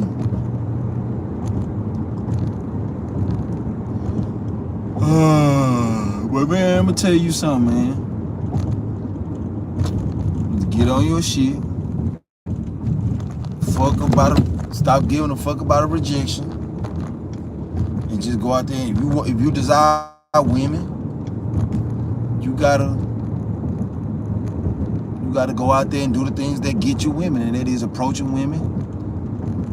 You know what I'm saying? Rather it's cold approach or not, and shooting your shot. Just start getting out more. It's a numbers game. I promise you, if you got that fearless mentality, that don't give a fuck mentality, don't be up in there trying to be no nice guy. Don't be up in there show them bitches I'm better than you. You gotta show them hoes, I'm better than you. You ain't better than me. I don't care how I look, you ain't better than me, because especially if you got your own everything. And you don't need her for nothing. I think you look good, so I can't talk to you then. I ain't never say you was better than me, no. I ain't sipping over you. And then start practicing. And when the girl turn you down, talk to the one right next to you. Because if you talk to a woman and she seen how confident you and you was confident and shit, that woman that's on, if she heard you talk to her confident and cause women know, women just turn good men down, and men she could have gave a shot down because most of the time they do that because they feel like they can do better. Like say you in a room with a whole bunch of niggas and you the nigga go talk to her, but she got her eye on the one nigga that she want to come talk to her. The woman ain't gonna never go shoot her shot. So she's just gonna be empty-handed. She just gonna be empty-handed, and she gonna miss out on the dude because the dude she probably interested in ain't gonna she probably invincible to him the same way you probably be invincible to her. But the thing about it is you still wouldn't shot your shot. A woman just not gonna shoot no shot. They're gonna sit there and look stupid. And that's why BLT was saying yesterday how you be fucking them hoes on and doing Uber and stuff because they being a went out and had a dude that they being a wanted to talk to, but the dude never came talk to him, so they wanted to have sex with the man that they wanted because they delusional. They live in Lulu land. They thinking that I know he gonna come talk to me, but it never happened. And now they pissed off and now they horny as fuck.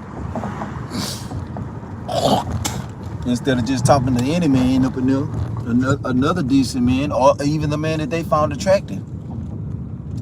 They always want somebody to hunt them. I mean, that's what I'm saying. Women don't know their place. Women don't know. I know if I was seeking protection, I'm not about to wait for somebody to come protect me. No, I'm gonna go find the protector. I'm gonna go find the guy that I feel like that can protect me the best. You know what I'm saying?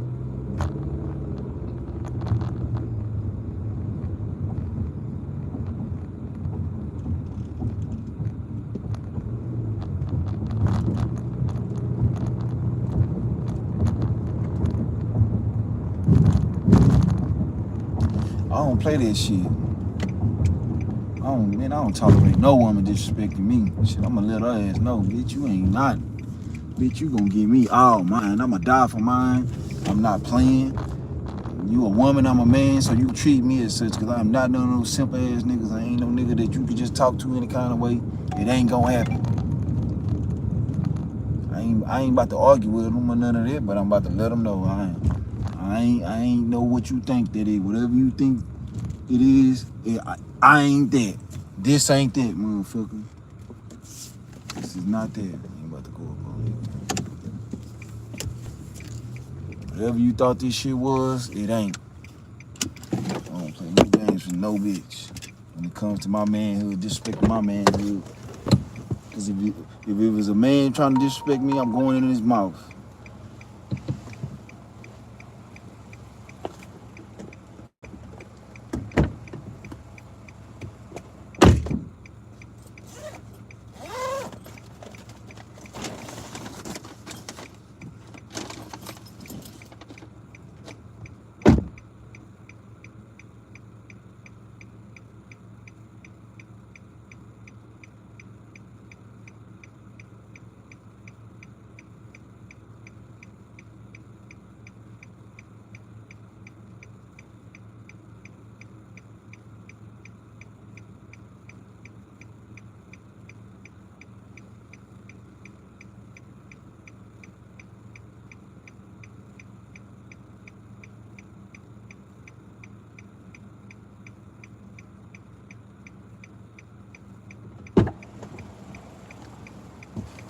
Damn, boy, that was a great order. I backed though. That one was 13, man.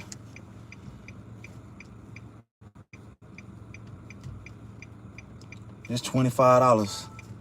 That's $25 in less than 30 minutes that I just made.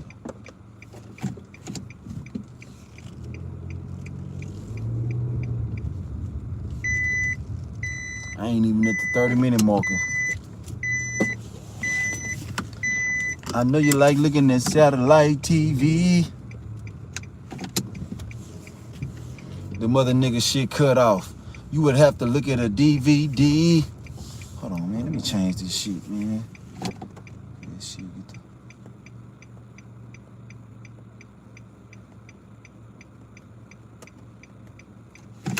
talking to your friends about how you got them.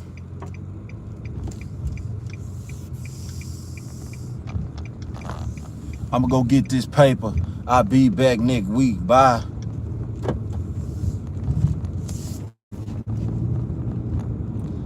Loving you is cool, but getting money and all that thing.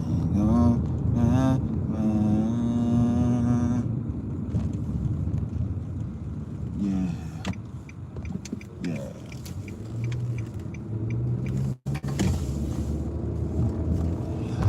Bitch, I'ma get my motherfucking dough. I ain't never been no motherfucking hoe. My name, motherfucking car, motherfucking dough. I'ma fuck me a bad yellow looking ass hoe. I ain't tripping, nigga. I'ma go get me some more. You know what I'm talking about, motherfucking dough. I'ma be down, let her know, motherfucking go. I ain't tripping, I'ma get it any way that it go. I'ma let the boys dine. I'ma run this money up. I ain't giving a fuck. I'm a poet in my cup.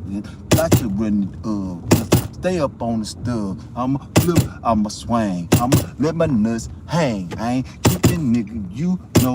Yeah, I'ma sing. I ain't give a fuck. Disrespect. Yeah, I'ma swing. I'ma let the boys know. I'ma switch me a lane. Ooh, they got some bad little bitches right here. Got some baddies right there. On the corner. On the curb.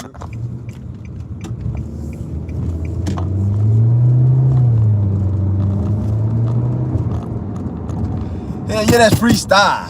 Hell yeah, I freestyle. I ain't no rapper, I'm a disrespect nigga. I'ma do it like a snapper. I don't give a fuck. I'ma run it up like a jacker. I ain't tripping. I'ma do a runner like a quarterbacker or run a fucking back.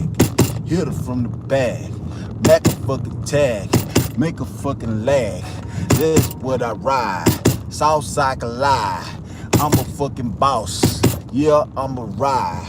Yeah, I gotta go. Do a fucking show. Let a nigga know. Name Cardo. I ain't no hoe. I throw a bow. Let a nigga know. Got to kill a fucking flow. Hey, this what I do. Yeah, shit flew. Yeah, shit true. That's why I wear blue. Boy, I thought you knew. I'm higher than the screw. I don't give a damn, boy. I fuck her. I fuck her. I fuck her. Now you fucking mad. Like a sucker tag. Do it like I'm Taz. Do them like I'm bad. Do them like I'm sad. Man, I'm all that. I'ma rip it up. I'ma get the dough. Never been a hoe. I'm a freestyle pro. Look, they up there exercising up there. They running this shit. You can't see it in the camera.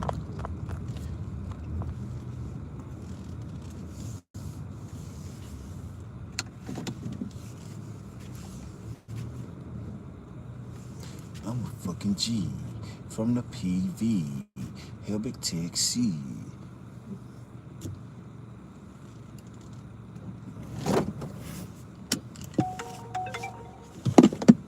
You write these niggas raps because they have no bars. I don't rap. I don't write.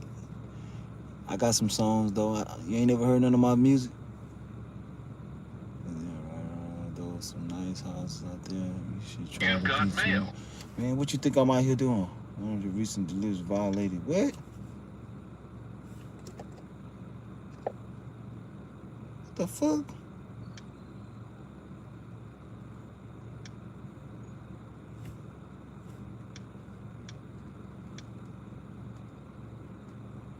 Got a contract violation. I ain't doing nothing wrong.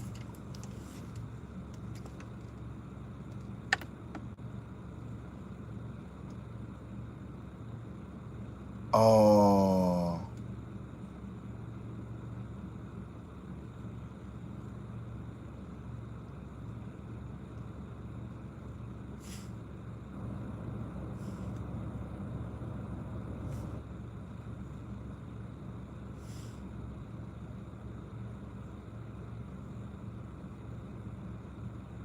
These people lying.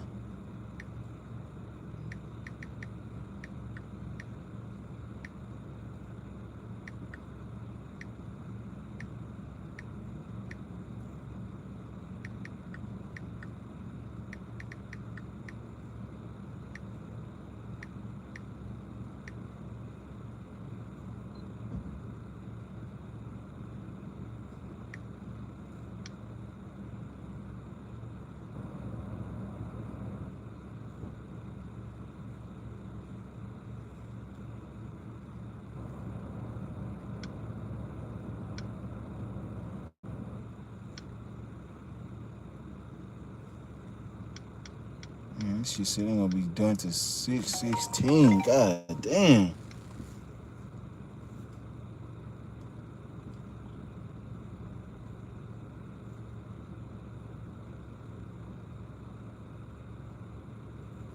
They say I delivered the wrong order. No, it wasn't late.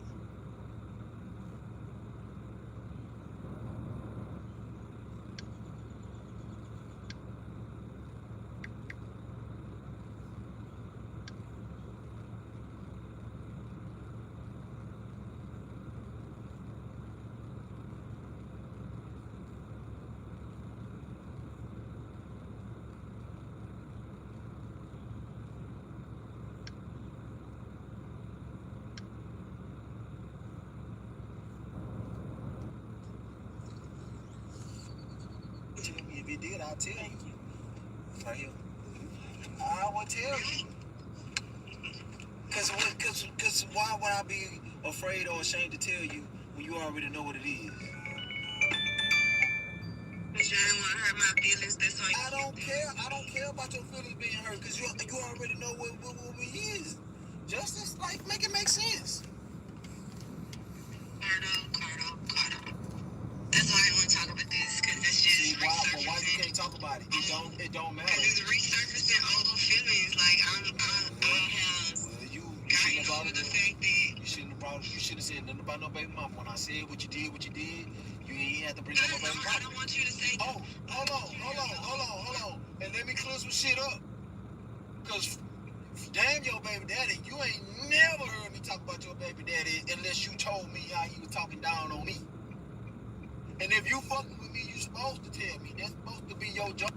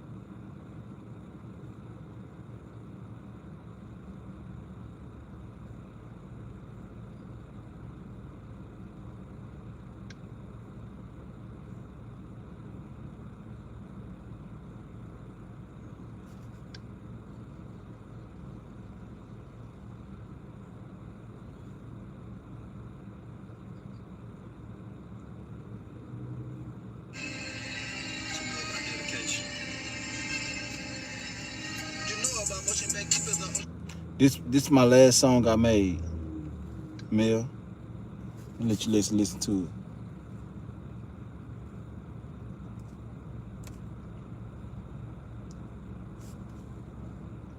it. To actually perfect what they actually want to get done, which is. You know about dedication. You know about motion back deep as the ocean. I'm not with the whole shit, I'm really him, man. Only thing I do is running shit up and stay out of the way. They'll talk to your name. Never gonna see me stay in my own lane. Give a fuck about a grain. Do what I need to keep taking my change. I ain't playing no games. Run up on me, I'ma sit your head down. 10 out of 10 every motherfucking time. I'm throwing these handies while pulling it out. Really some pussy I anyways. I should be treasured. Red Bull, give him rings. I'm flying on a t-shirt, but the that his mom got an eye. Best to stay focused and stay on your grind. Hey, best to stay focused and stay on your grind. Hey, what's up? My name's Cardo. I already fucked that hoe. Who's my baby? Didn't know I lay her down right there on her. Over to her toe. She never wants to let me go. But you got to let me go. I got to get back to that dough. I could never love a hoe. Stop acting like you didn't know. I told you a long time ago before you ever got this pole. In her back or in her throat. Differently, I know she know. Remember when I made her choke? Remember when I made her choke? Hey. All of the orders, because we as people, we as dashers, we have free will. We had the. I got a little something. I wrote that.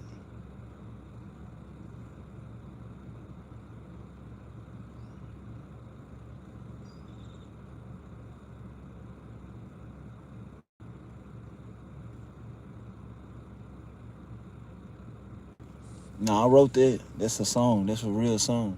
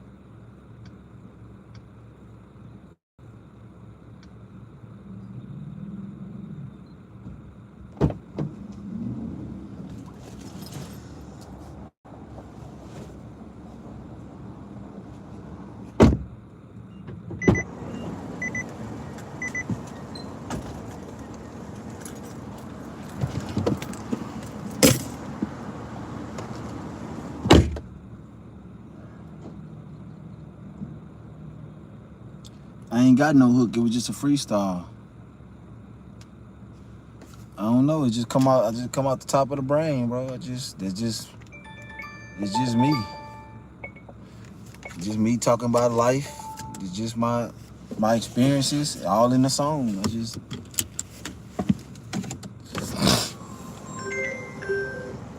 This is your DoorDash customer calling. Never share personal information, passwords, or verification codes with anyone over the phone.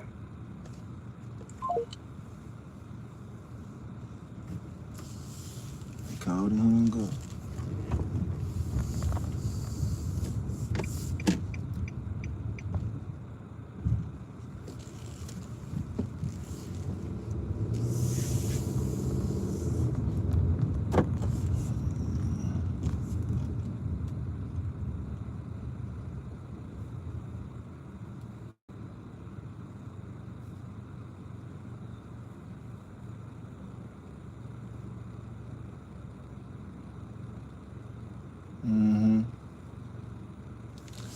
Bro, all you gotta do is practice, bro. I couldn't. You act like niggas just good like that. Like just if you never try something, you're not gonna be good at it. It's just you gotta keep doing it and doing it. The more that's with anything in life, the more you do it, the better you get at it. Like I'm not even that good at it. I just it might be good to you because you feel like you can't do it that good, but. Like when I be in the booth with my homeboys and shit, them niggas be so cold. You know, I feel like I'm trash. But even though they give me credit, I still feel like I ain't on their level. You know what I'm saying? Cause they so good, but cause they always give me compliments. They be like, man, the way you stay on a beat, man. I've been knowing people for years can't do this shit. And you know, I ain't even been rapping a year. Like you know what I'm saying? I just go up in there. I just write a song, I get a beat, write a song, and just deliver that shit. Like, And I write songs without even having a beat. It's just I hear the beat and I be like, oh yeah, I need that. Or I go up in there and tell the engineer what beat I need. But that beat right there, I got that beat myself. That's really off this Real Season intro beat. But I just got the beat remixed. That way it can't get copyrighted, and I just put a freestyle on it. Well, not it's a freestyle, but I wrote it. It's a written freestyle, but it's supposed to be a song. Two of my homeboys supposed to be featured on it. It's more like a cipher. What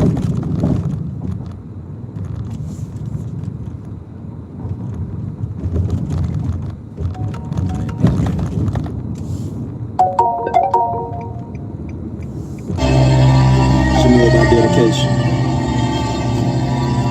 You know about motion back deep as the ocean. I'm not with the whole shit, I'm really him, man. Only thing I do is running shit up and stay out of the way. They'll talk to you, man. Never gon' see me stay in my own lane. Give a fuck about a grain. Do what I need to keep taking my change. I ain't playing no games. Run up on me, I'ma sit your head down. 10 out of 10 every motherfucking time. I'm throwing these handies but pulling it out. Really some pussy, I ain't even. I should be treasurable, giving rings, have a flying on the t-shirt, but that his mom got an eye. Best to stay focused and stay on your grind. Hey, just stay focused and stay on your grind. Hey, what's up? My name's Cardo. I already fucked that hoe. Who's my bad? He didn't know. I laid her down there on the floor. Big girl over to her toe. She never wants to let me go. But you got to let me go. I got to get back to the dough. I could never love a hoe. Stop acting like you didn't know. I told you a long time ago before you ever got this pole. In her back, her in her throat. Vividly, I know she know. Remember when I made her choke? Remember when I made her choke? What you know about dedication? I love this shit, boy. When I first finished that, I listened to this shit for hours. I couldn't believe how good I wrote this shit and I delivered it. But see, man, I messed up on that shit 100 times before I got that one little minute. Took me over and over and over and over and over and over and over to get that right. I had to keep changing the words. I changed the words several times, bro, because I wanted to be right. I wanted to deliver that shit. I appreciate that, G. I slutter too. I stutter, slutter. I be spitting when I talk, all that. But I get better at it. Practice make perfect.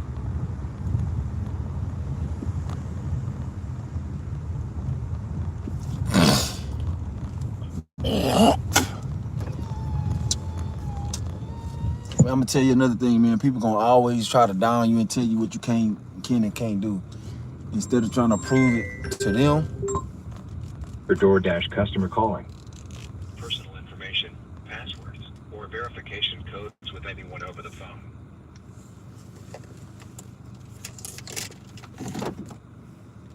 Hello. Yes, hello. Yes. Are you at the apartment complex already? You at 515?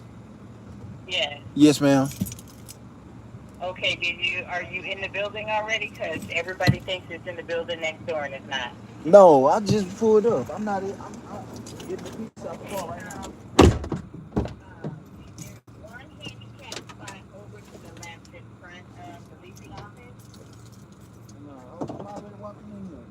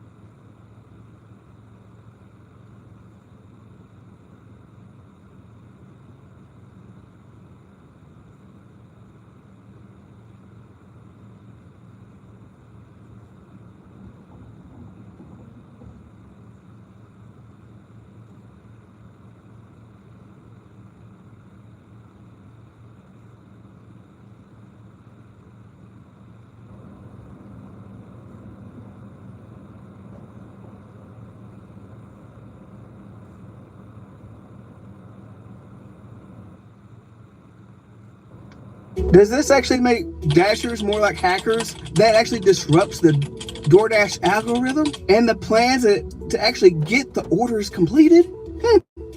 Interesting thought. Since we do disrupt the system and tapping that decline button and not accepting the order, would that actually make us like anti-Dasher? Okay, let's be real. Let's just simply put it. We're just not going to take crap orders. But we still got to figure out where is the...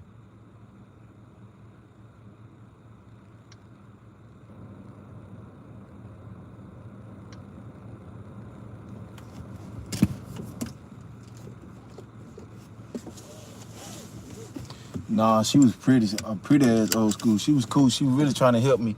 She was really trying to help me, and I wasn't trying to hear. Cause she really, if I would have listened to her, they really would have took me 1 second to drop the shit out her house was right there. I walked all the way around trying to find her apartment, and she was trying to help me. But that's what you see. But it was my fault. I should have hear her out. But I'm thinking that I done been up in these so long that I know where I'm going. But no. I would have just, cause she was telling me about this handicap spot to just go through there, and I was like, I cut her off. I was like, I'm already out the car. And she was like, okay. Like, she knew I was fucking up. But since you don't want to listen, nigga.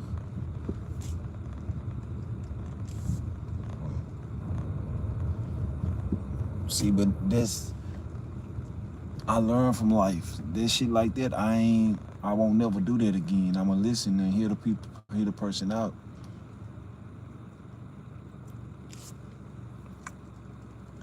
Because she threw me off, really. She was telling me that this what threw me off, and this why I ain't want to listen to her, because I thought she was doing some sketchy shit, because she was like, the people said I delivered the pizza around down the the hall or something. I'm like, what? And at that point I ain't want to hear shit, because I'm like, hell no, I ain't even up in there yet. I'm still in my car. I ain't made no deliveries. And that's why I was like, I wasn't trying to, I was really just trying to get this shit out, drop this shit off now.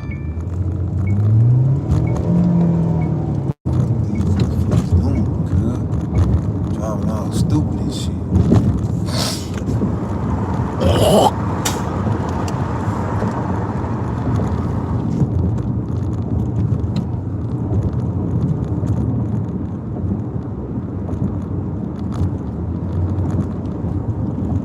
I'm probably about to get 2 contract violations if I dropped off them orders at the wrong place.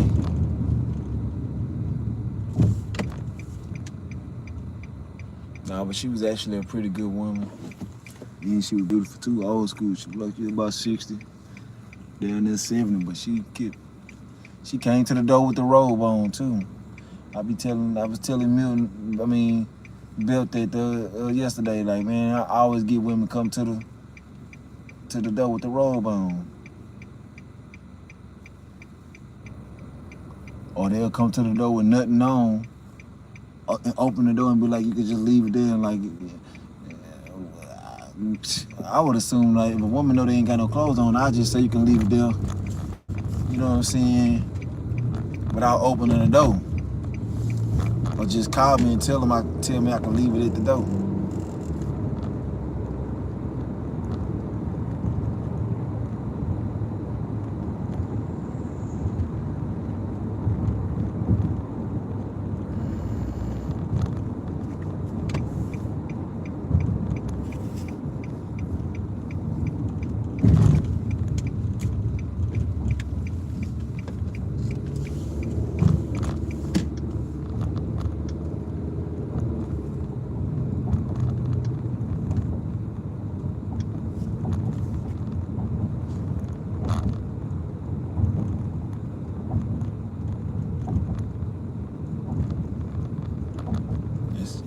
That shit make you feel like it's a setup. They get to telling you deliver some shit.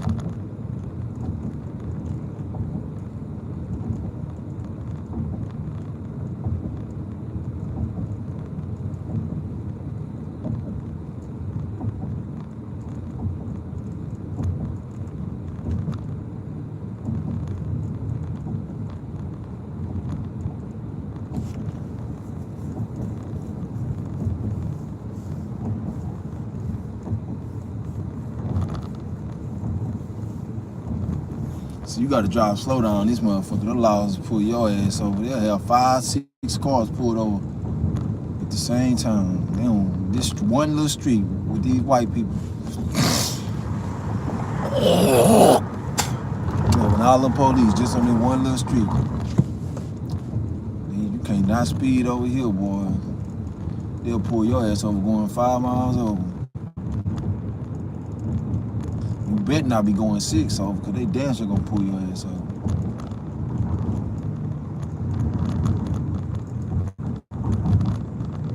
And they hide good over here too.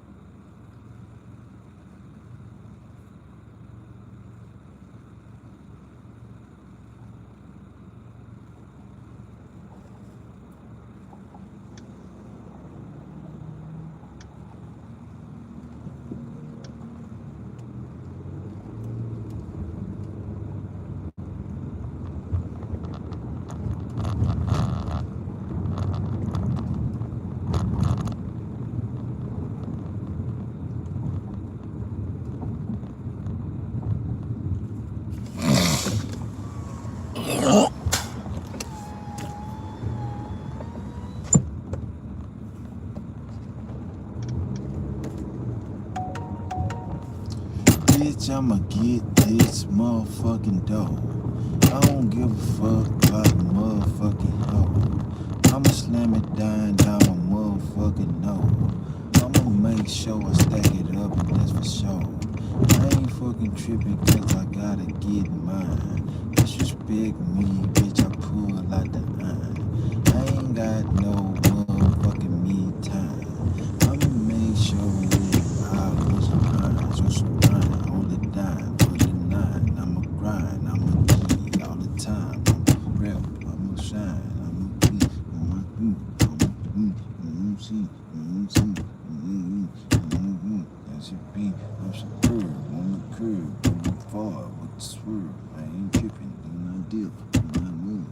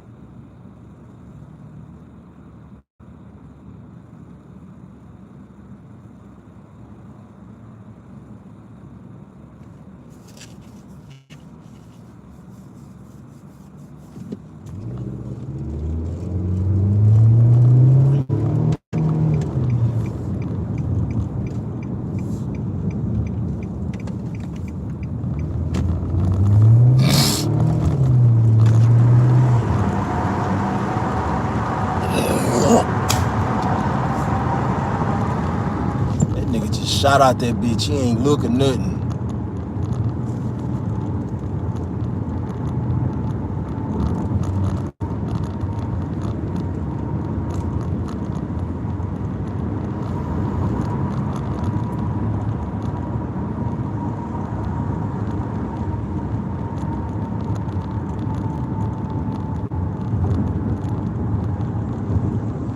nigga there, boy. That nigga driving bad.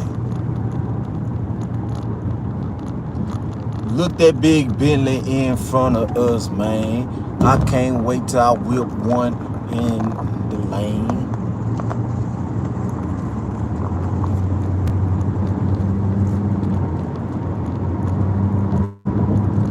I remember when I couldn't ride Bentley.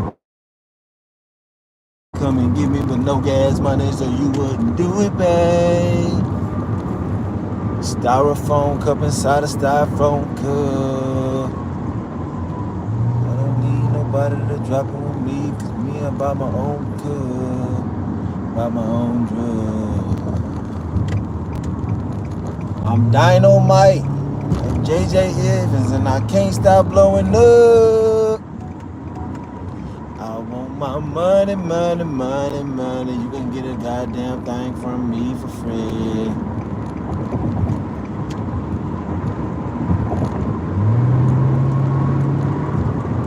He's asking you to come and get me, but no gas money, so you wouldn't do it, babe. Dun, dun, dun, dun, dun, dun, dun, dun, dun, dun, dun.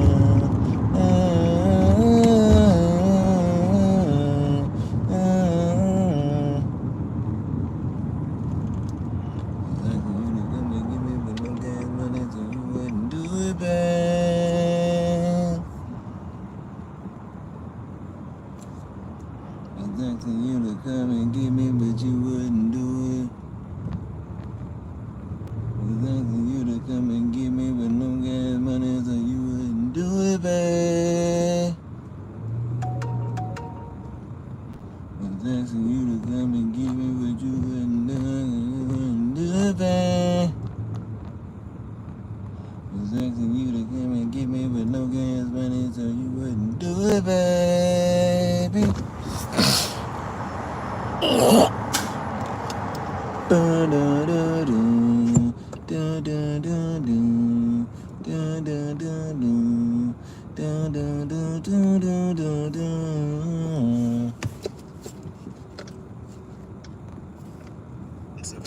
But how many times have we received bad offer after bad offer, then immediately we get the offer that was like, man, why didn't you just give that to me in the first place? I'm a platinum dasher. Hello, somebody. So what is actually up with the DoorDash algorithm? Could it actually be it's just the next order up to bat, and DoorDash just hopes that we just swing at it?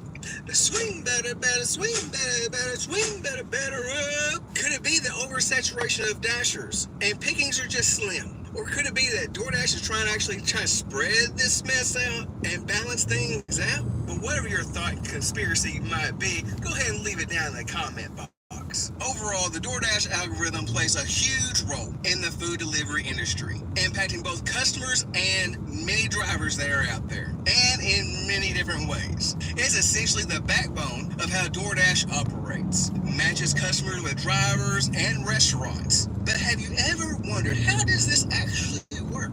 DoorDash drivers and customers, they often face issues such as long wait times or order cancellations.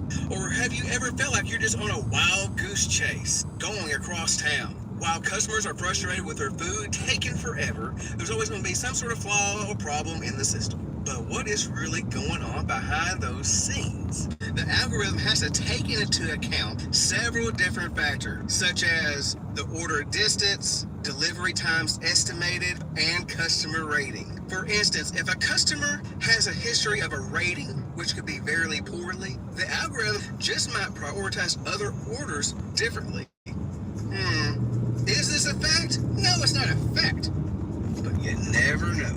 Now, on the flip side with the driver, and we say that they're on their way to the delivery, the algorithm will try to optimize the route to minimize extra travel time. Because we actually already have the metrics in place. The algorithm has to factor in the acceptance rating, the completion rating, and on-time delivery. Because just think about it, if you had to choose between a good acceptance rating, you want to choose the dasher that has what? The highest one. Because you want to make sure, hey, that order's going to be getting sent out. And if you look at the completion, what would you do? You would want to make sure you're giving it to a dasher that actually has what? A good percentage of getting and completing that order. Then you have to look at being on time. Is this somebody I can rely on? And another key aspect is how does the algorithm handle surge prices and high demand periods? During peak hour, DoorDash needs to ensure drivers are actually paid just a little bit more so they'll be able to take more deliveries. Because if not, this could actually lead to longer wait times for the customer. But it's all about balance. Where is this line drawn?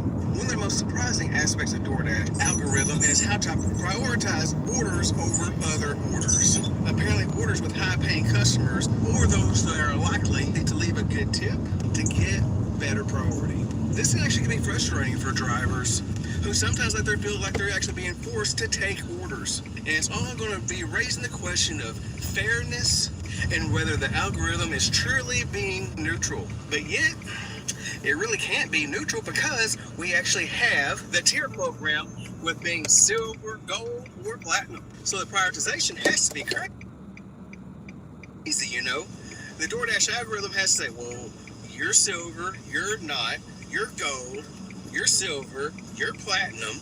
You kind of see how this is trending? The algorithm is pretty dang busy, having to spread all these orders, and yet us drivers be feeling like, oh my goodness, I just feel like I'm just being taken advantage of. And I have felt this way before. But then you're going to have customers that are going to be thinking that they're actually not getting the quality service. Altogether, it's a very delicate balance between the efficiency of the company and fairness for the drivers and customers. So, DoorDash algorithm, good luck with that. And thank the Lord that we as people don't have to think that deep into it, into all the ocean of orders of trying to making everybody happy. Because at the end of the day, not everyone's going to be happy. So all the thing we have to do is make sure that we're actually taking the orders that make sense to us and make the most money as we can.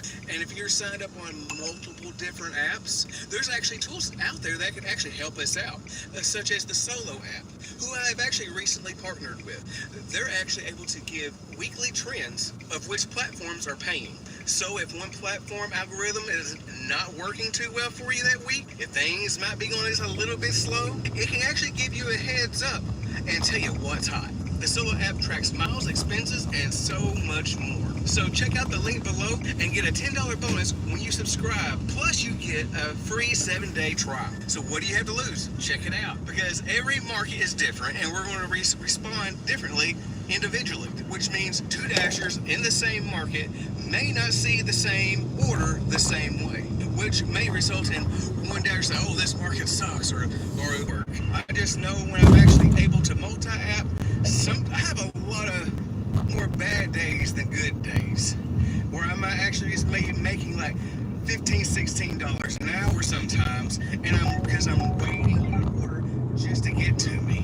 And when I do get like an Uber Eats order, there's like so many bad ones in my market. So if you're finding yourself in like a crunch of trying to find maybe a good app in your market, well, keep searching. And when you find that sweet spot, keep on going. But in my honest review, when it comes to the balance of the DoorDash algorithm, when I'm actually platinum, I actually have more good days than bad days. And that could actually mean me just being on DoorDash just by itself. There might still be days where I'm still making $17, $18 an hour, but there's going to be days where I make $19, $20 plus.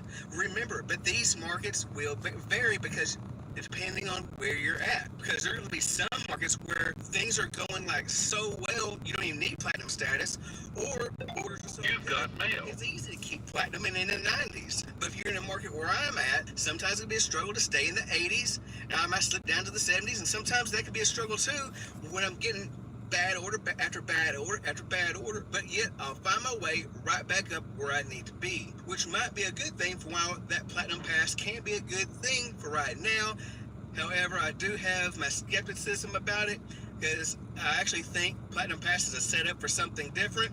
I'll talk about that in another video because my theory isn't so good for dashers, but it is an attempt for DoorDash to just get more orders out. The key things I do to maintain platinum and still actually make good money that actually keeps me in the game, or in other words, this is how I use DoorDash algorithm to favor me as a platinum dasher. First, I drive during peak times. Know your market and being comfortable in the areas which will lead you to actually this one right here, which is optimizing your map for the best route. And the next one is don't waste time. Avoid stopping. Just keep going as long as you can go. Next is to set goals and achieve those goals. And the last one I have for you today is take offers. Not the ones that's actually going to take advantage of you, but still take offers. But if you want to know more details about platinum status and actually how to get, maintain, and know which orders to take, check out this video right here.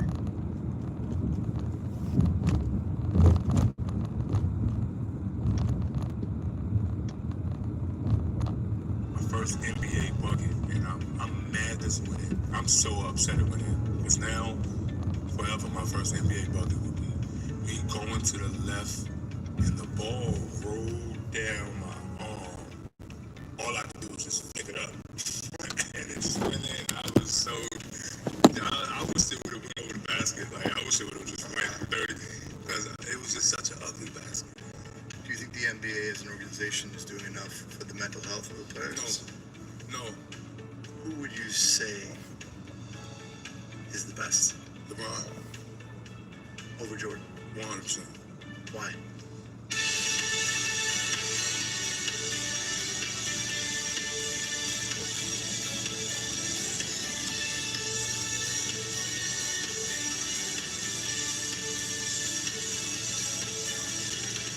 Hi, I'm Moshe Popek and welcome to Common Denominator. Today we speak with former NBA star Michael Beasley. Michael was the second overall pick in the 2008 NBA draft, where he was selected by the Miami Heat. That launched an 11-year professional career with the Heat, Wolves, Suns, Rockets, Bucks, Knicks, and Lakers. He'll share the highs and lows of life in the NBA and share some of his favorite memories. Hi, Michael, and welcome to Common Denominator. Oh, man. What's up?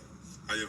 Doing great. So I wanna go back because for me, I always think about like life-changing moments. 2008, right? If you take yourself back to that moment where Derrick Rose goes first, and then your name is called second in the draft. Like, what's going on? Did you know that was gonna happen? I really thought I was going to Chicago. I really had my set on my mind. You've got mail. You've got mail. You've got mail. You've got mail. You've got mail. You've got mail. You've got mail. My heart was set on Chicago. I guess everybody else wasn't surprised, but I was surprised. I was very surprised. And I was trying not to hold it. And my mom gave me a hug. And somebody snapped the picture and I really actually did it. But like, I wasn't like really hugging my mom, like embracing my mom, like the moment. Like, you know, like I should have because Well, you were 19, right? 19 and my emotions were not just on my sleeves, but on my pants legs and on my hats. Like, my emotions were in everything I did. So, just bled out in all the wrong moments, you know? So, like, I love the night. I ended up having a cool night, but the moment is one of those I forget because I just can't shy away from the accountability of that, really not sharing that with my mom, you know, especially while not being here. So, In other words, it was a moment for you and your mom to connect. yeah, and I missed it, and she don't know I missed it. She don't know.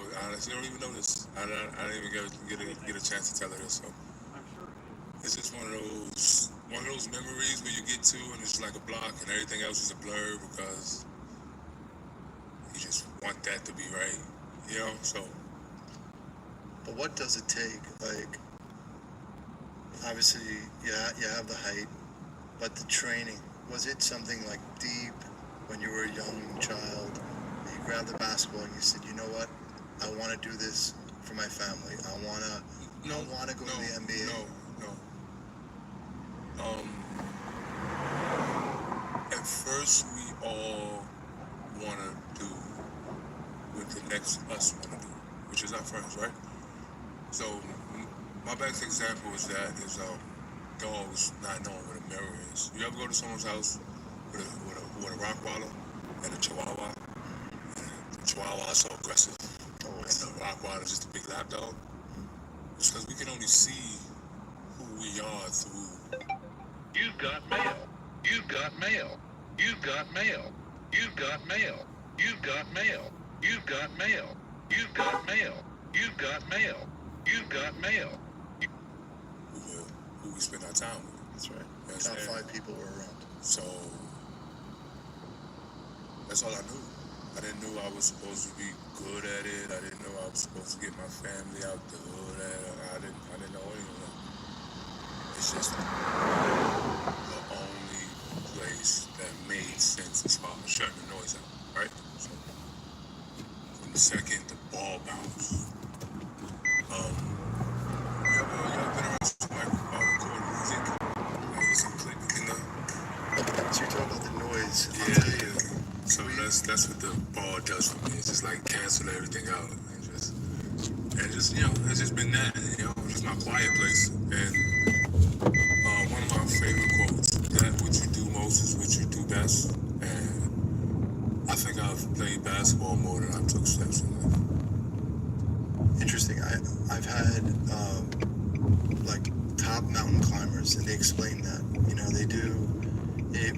Why is everybody doing what they're doing? What ends up being is that what you said, the common denominator is the place where it cancels out. There's all this noise in your head, and you have no choice but to be present. Yeah. When you're kind of dribbling that ball, you feel the beat of it. It kind of became who you are. Yeah, it's like a bike chain. Like everybody's so intrigued by the bike and how fast it goes, which is the NBA, right? But nobody realizes how important the chain is to a bike. And only then.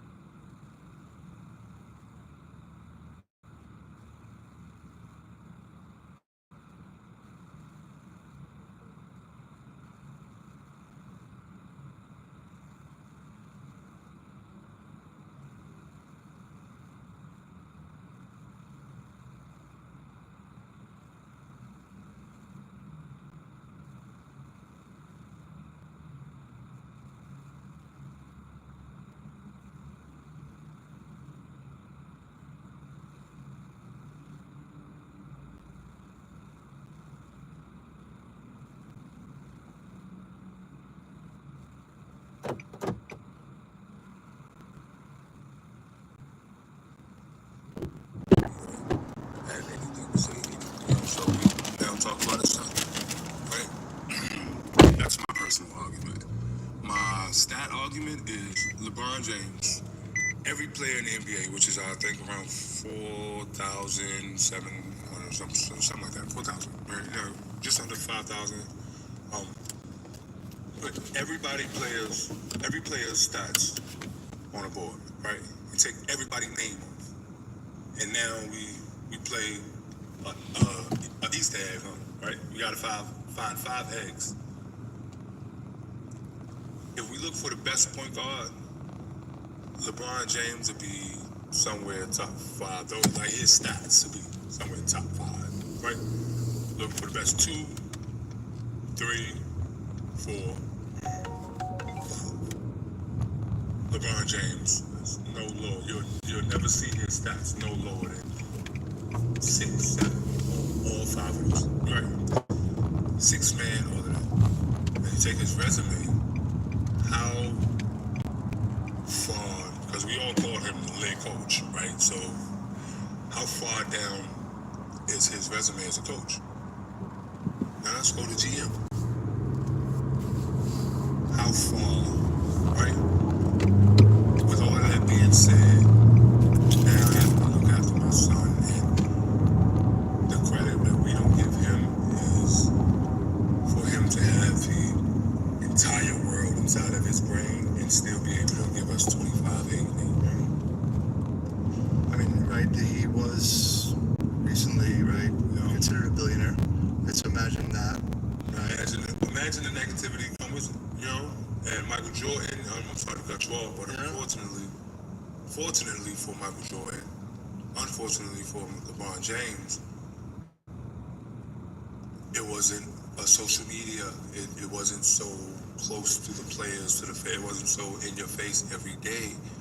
We only knew what was going on in our blocks in the 90s. Now we know what's going on in the world. And LeBron James' career just started the social media area. Unfortunately, not unfortunately, but it made him a lot of money. I think if Jordan would have played in the same era, like it would have a total different discussion, but it is what it is. But I just think LeBron James, for him to have the pressure he had on him from, I first heard about him when I was in the 8th grade. And I told my mom about it. That's the first player, the only player. Michael Jordan and Vince Cardo was my favorite player too.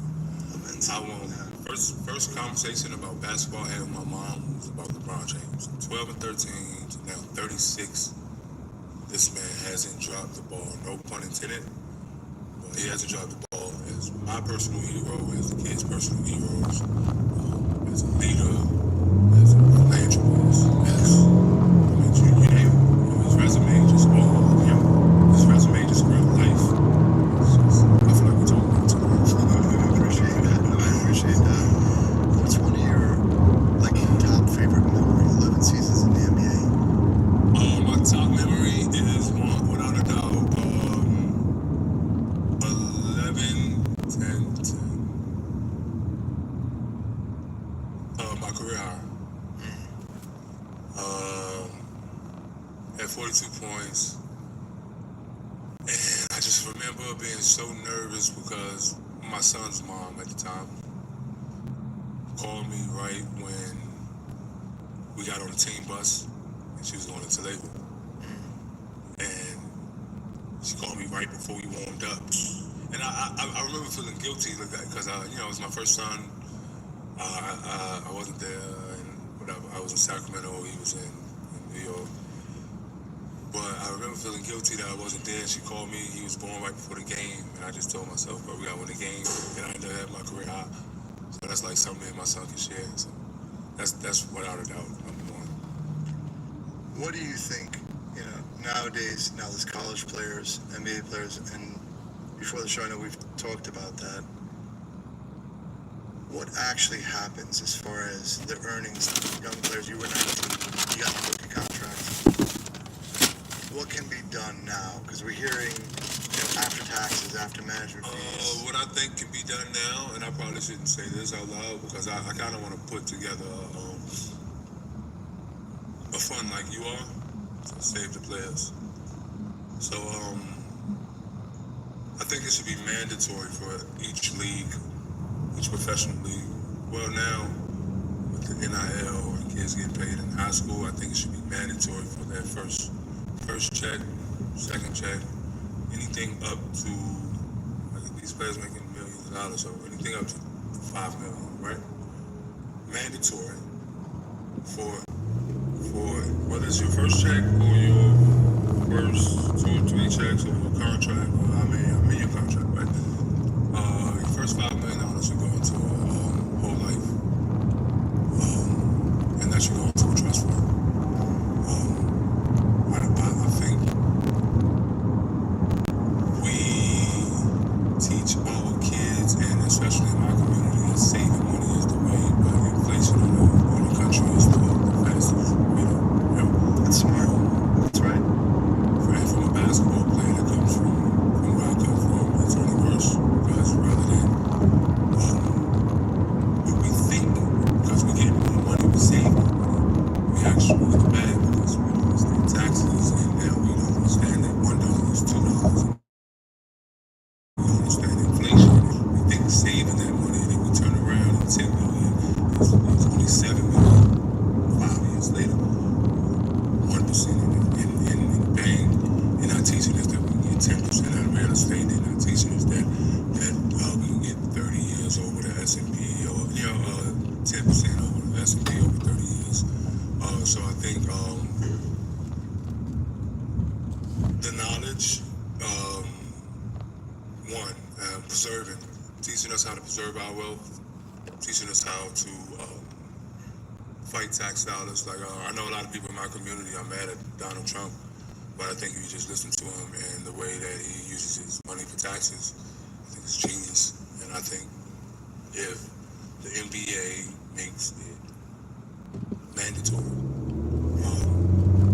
the numbers will go down from players going broke to 70 to 80%, and nothing is 100% right now. So on the low end, 30%, 50, go down to 50%, 40%. It's money. There's players out here that's not playing anymore, that can't earn the funds anymore, that really need the knowledge. So I want to just do the math. It was just something that I thought about, and tell me, because it seems this way, right? 450 players, active players, right? 15 on 30 teams. I think the average time in the NBA is maybe 4 or 5 years. Average. Average 4 years, yeah. 4 years, right? You get your rookie contract, $5 million, maybe less, maybe more. On the low end. Low end, so on the low end, if you're getting a guaranteed 4 years, which only first rounders get guaranteed, so the guarantee is really only 2.5 years, 2 years.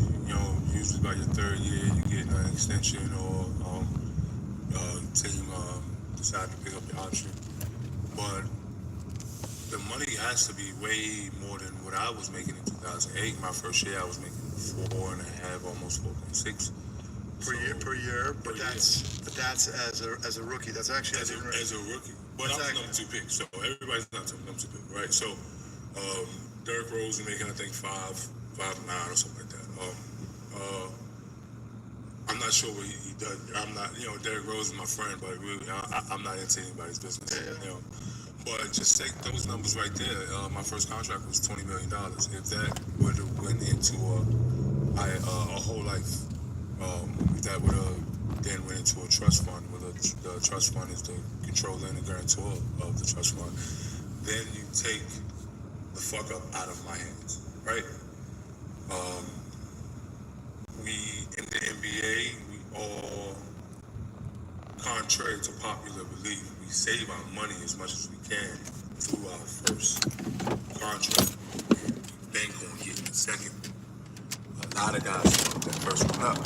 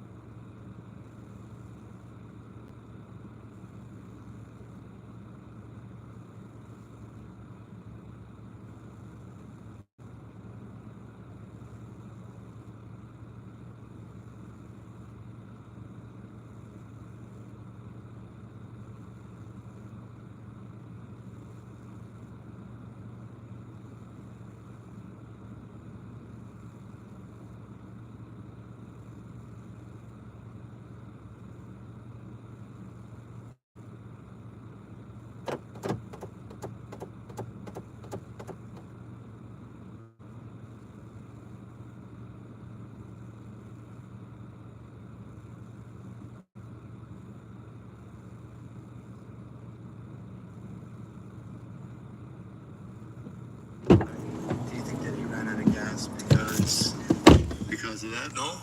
I hate this narrative on Luka. Right. Because It's just something that I'm hearing in the No, news. yeah, 100%. I'm hearing it too. Yeah. I hate this like out of shape narrative that I'm hearing because it's like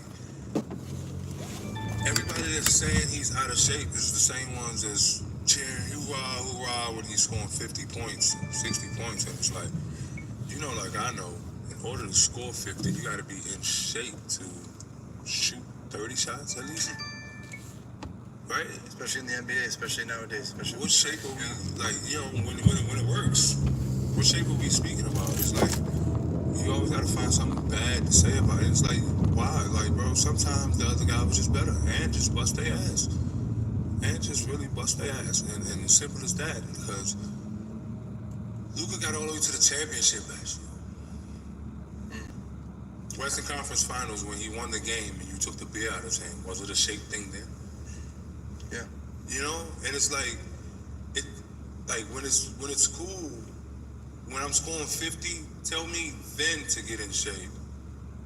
Don't be on my side and give me all of the money and all of the. But then listen, don't make the same shots I've been making. Second shot, I don't make one of them. The second I get a turnover, or the second I don't win one of the games that you've clearly been paying me for. Now I'm out of shape. Yeah. No, that fucks up the players' money, and the organizations know what they're doing. That's not fair because we're talking about organizations that's getting billions of dollars and players that's taking care of 20, 30 people. So that's 60, 70 a year he's getting. If he's not doing it right, he's really getting to that. And it's like you put out a narrative on him just because he didn't make the shot you wanted him to play, or he didn't play the way you wanted him to play. It's not fair because at the end of the day, it's still only 400 of us. Yeah. It's grueling when I think about it. Do you think the NBA as an organization is doing enough for the mental health of the players? No. And that's about I had to learn myself. The NBA will tell the story, and I love the NBA. I love everything that's done for me. I love everything they continue to do for me. My friends, my family, shit. But I just have to be honest. The story will be told of a player going broke that the NBA gave them a life they never had, which is true. Cars, money, But from the perspective of the horse in the race, right? Who's been bred day one? You can tell a story of giving me a life I never had, but then now I can tell a story of you taking the only life I know.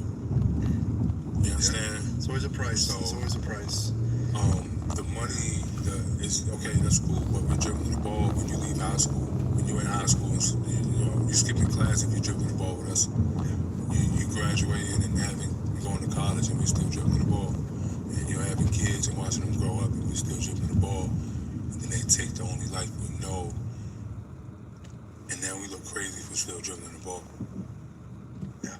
We don't know what taxes are. We don't know what a W-2 are. We've never seen a fucking resume, let alone know what the real world is. And some guys figure it out, some guys don't. And the ones that don't, the world just laugh at. Delonte West. Yeah, the world's tough. Allen Iverson for a while. Fucking Antoine Walker had to get through it. Yeah. It's like, that's not fair. That's wrong. That's wrong. And as great as my life can be or is, or I just can't never not acknowledge that part. And I tell you, I know, I definitely see it. It's not just in the NBA, but that, right? So in a lot of sports and things, but there should be a real, like a pot of money and help and people, the transition. See, I don't know if pot of money is the thing, because like you said, like I said earlier, like the 80%, now there's a reason these players, right? And sometimes, like a lot of the times, now I'm not gonna say something, a lot of the time, it's not the players. Trevor Ariza is one of my like LeBron James-esque heroes. We're watching him also, so like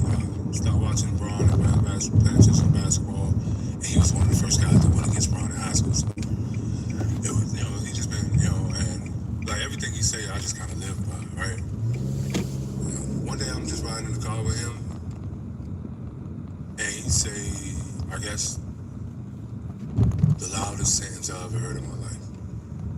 He said, Michael Beasley, you probably one of the smartest guys I ever met in my life, but you're loyal to the dumbest people I've ever seen. And I used that, and I thank him for that, because I literally cut everybody off around me. Like, I don't know who he's talking about, but, you know, but I use that as an example because we only know to love who we know to love. We grow up with who we grow up, and that's all we know. Yeah. We get this money, and we listen to people tell us what to do next week with some money that they never even could fathom last week. And it takes a lot of guys longer than others to figure it out, and it's taking it a step further. A lot of us are non-confrontational because we're so big. So if we get into an argument, it's easy to tell those people that the big guy was yelling, the cops, that the big guy broke in. So guys my size are more scared of you guys than you know. So we're more timid because we know if you take something, possession is 9 tenths of the law. So all you gotta do is tell them a convincing story, and the elephant being in the room, you know, is a good story, a good reason for it being hooked up.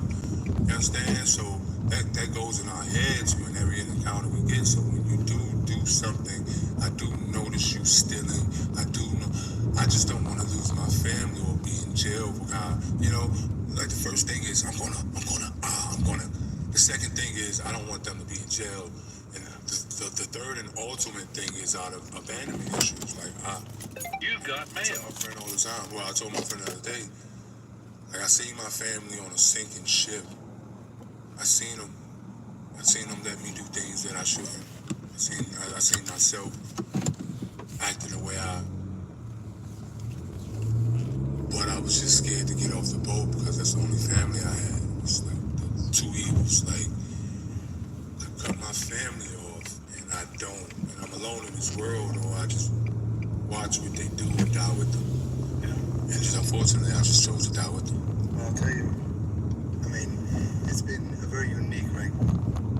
Coming from where you came from, being drafted second in the NBA and everything that you've been through. What's something that you're grateful for? Life, air, like literally air. And that's so cliche, but I like to live my life in air. I like to do deeds that nobody see. I like to do things behind the camera. God is so grand and so accepting. The air touches everything, good and evil, no judgment. Guy behind bars, guy on top of the mountain, a billionaire, and a guy with not a dollar in his pocket. Air loves us all. Yeah. So I'm grateful for air because nobody else acknowledges it. It's the only thing they haven't charged us for yet, but it's the most valuable thing in the world. Like literally, if God snap it off right now, we got 5 minutes tops. Yeah.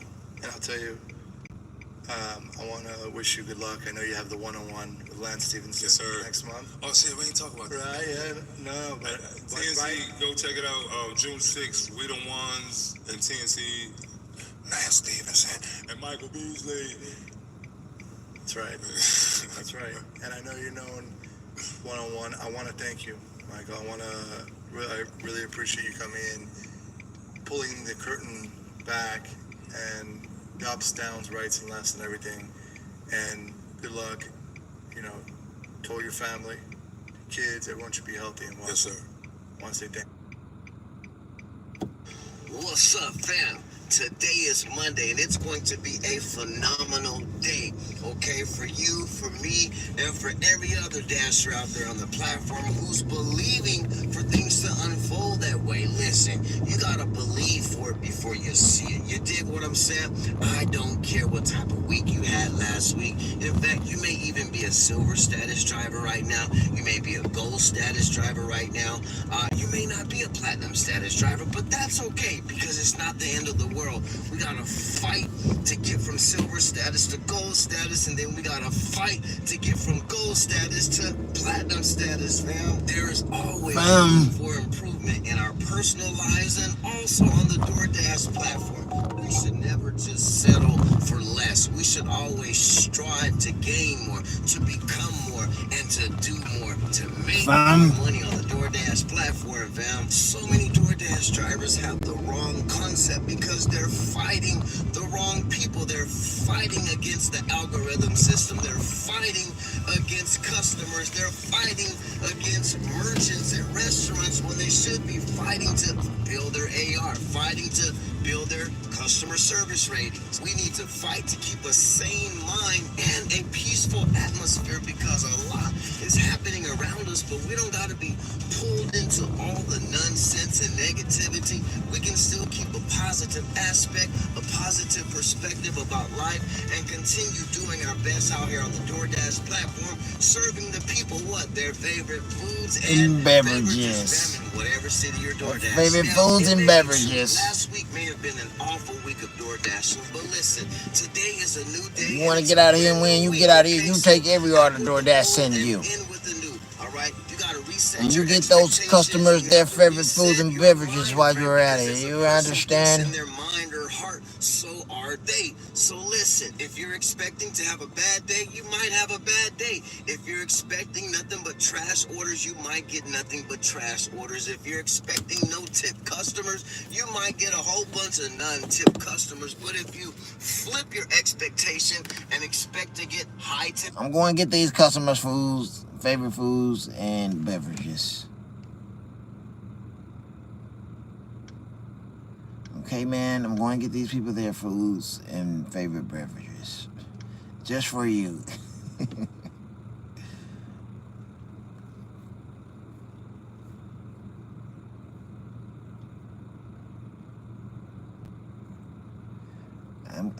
Okay, man, I'm going to get these customers, I'm going to get their food and favorite beverages. Shit's so lame, bro.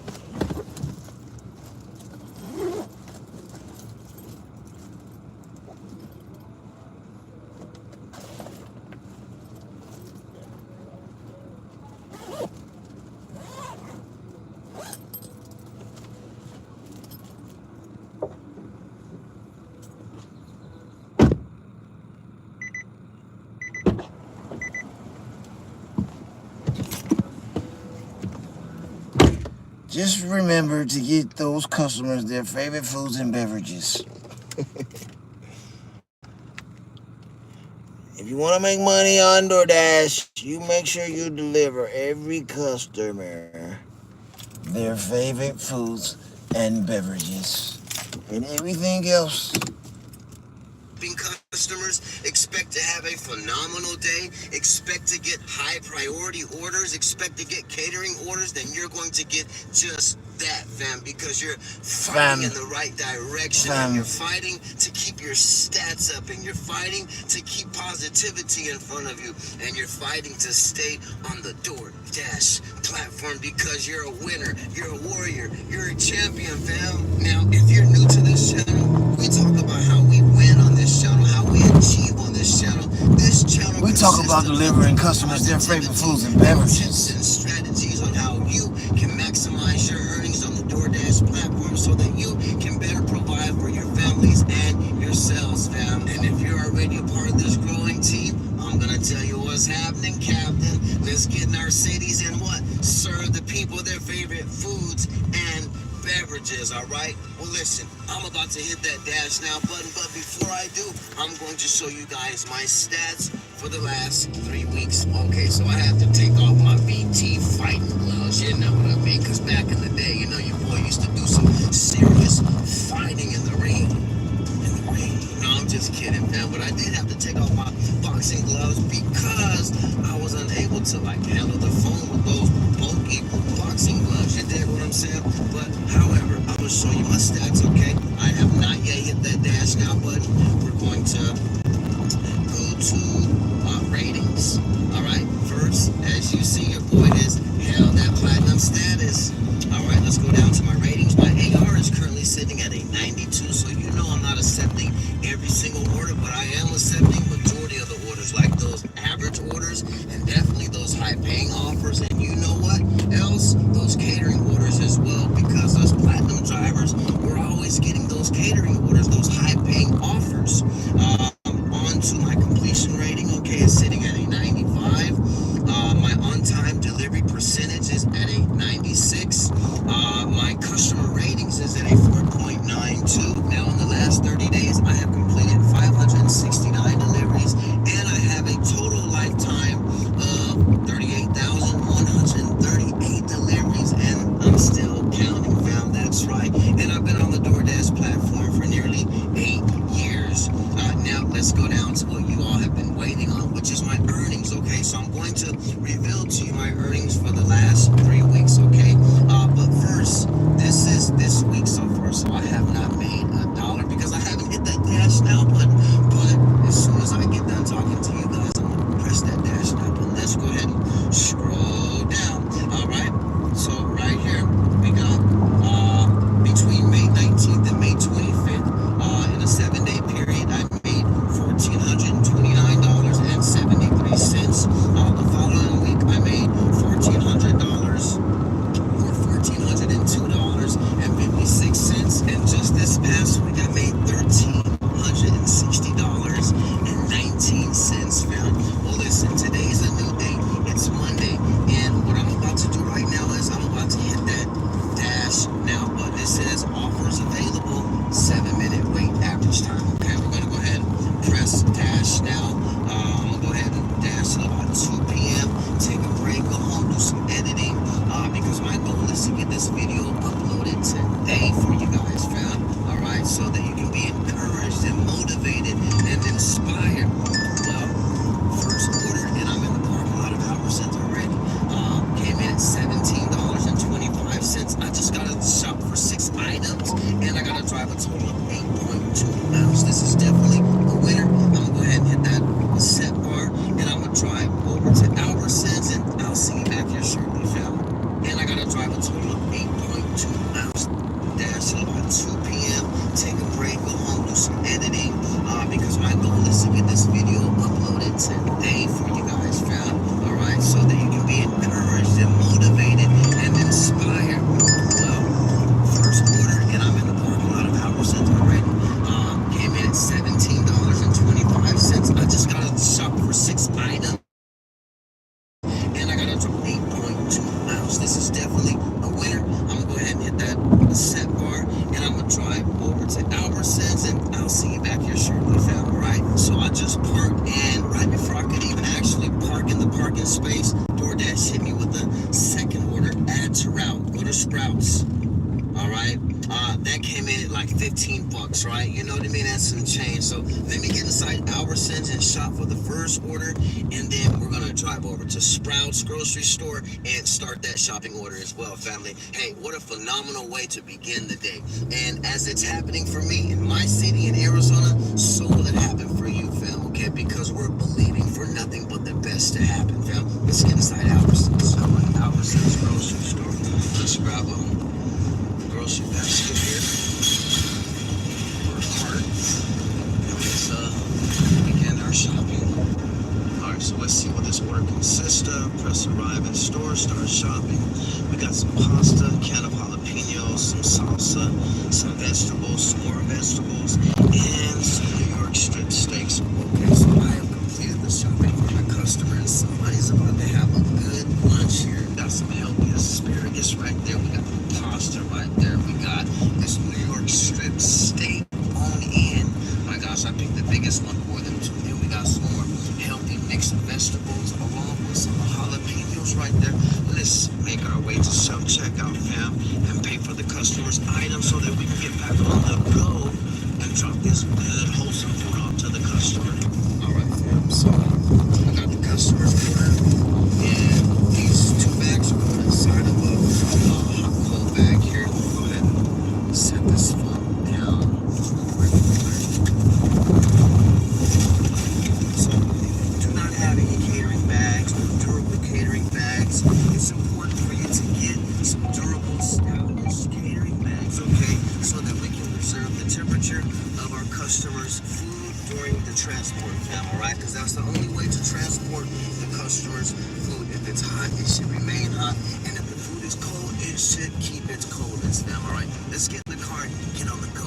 All right, so we are here at Sprouts grocery store. Let's go ahead and press arrive at store. And actually, this order offers pay me $13.50, not $15. Sorry about that. Well, we got 12 items we got to shop for. We're going to get in here and we're going to shop quickly for the customer to get back on the road so that we can get this order to our customer. I was inside of Sprouts for a little longer than I anticipated.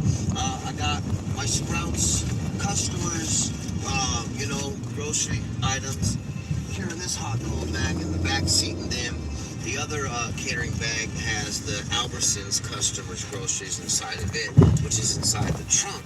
However, the reason my takeoff was a little bit delayed at Sprouts is because there's a lady who works there, and she used to work at the location that's closer to my house, and so, over the years,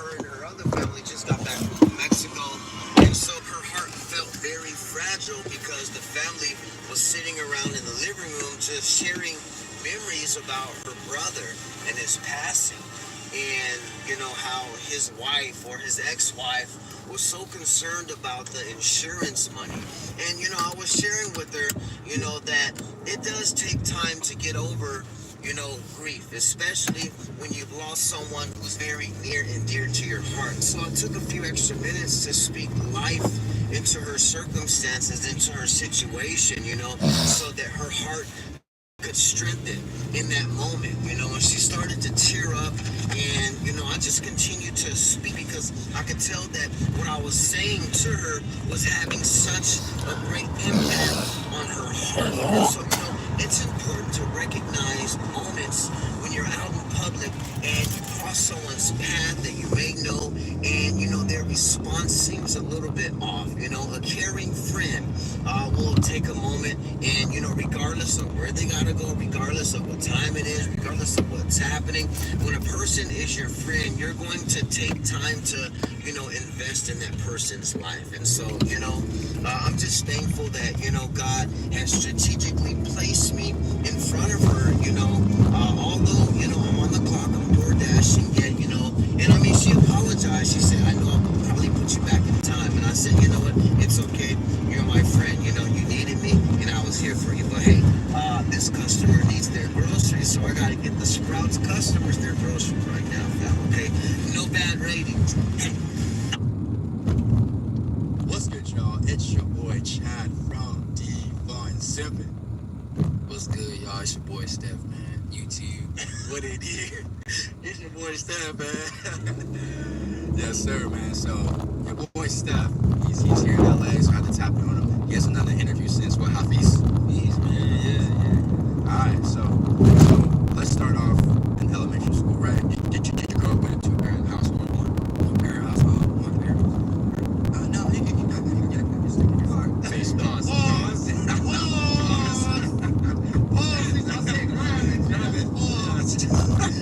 Yes, sir. Yes. What's up, guys? It's Graham here. So it's been said that your life is going to dramatically change once you get your first $10,000. In fact, plenty of people believe that this is the most significant financial milestone that you could reach, because once you get to this point, doors are going to start to open that you never even knew existed. So if you've ever been curious exactly how your life changes throughout every financial milestone, from $10,000 to $100,000 to $1 million and beyond, and why $10,000 could actually be the most significant from all of them, keep watching, because I promise this is about to change your entire perspective on money.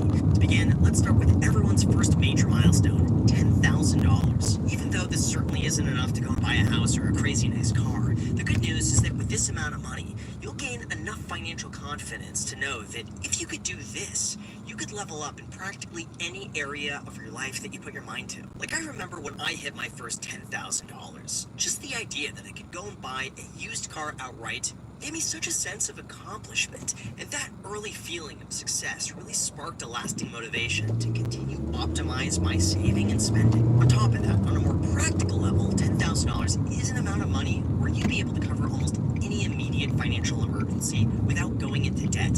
For example, if your car breaks down, most repairs are probably going to be a few hundred to a few $1,000s. If your pet gets sick and you get hit with a vet bill, you've got it covered. If you lose your job, you got $10,000 sitting there until you find a replacement. This just takes the small stresses out of life. It starts opening up the door to take on a little bit more risk, and it gives you the autonomy to make decisions based on choice and not necessity, whether that be taking a little bit more time off work, pursuing further education, or simply enjoying experiences without feeling guilty. This is why your first $10,000 is so significant. It literally provides the framework and the freedom to begin pursuing activities to increase your income without being stuck in the daily grind of living paycheck to paycheck. I've also found that at this level, you really become intentional about your spending because you understand just how much work it takes to get there. And this also serves as inspiration for the next milestone of $100,000. At this level, you have enough to protect yourself against most major financial emergencies, whether that be a job loss, a medical issue,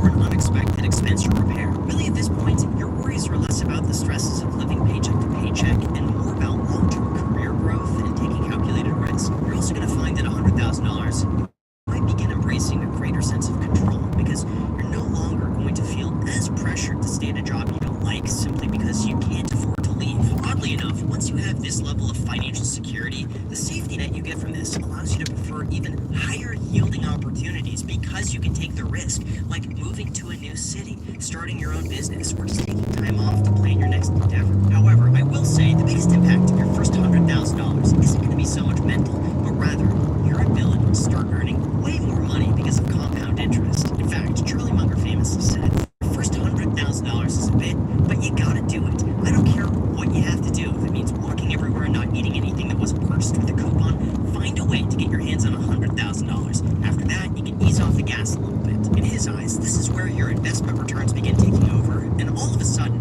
your net worth starts to explode. As an example of this, let's just say you have $1,000 invested at an 8% return. That means you'll have $80 in a year, which is good money, but it's still just 20 cents a day. On the other hand, when you have $100,000 invested, that 8% return amounts to $8,000, which is pretty significant money. To take this a step further, if you have $100,000 and you never contribute another dollar to this ever again, at an 8% return, if you just wait 30 years, that'll grow to an amount of $1 million.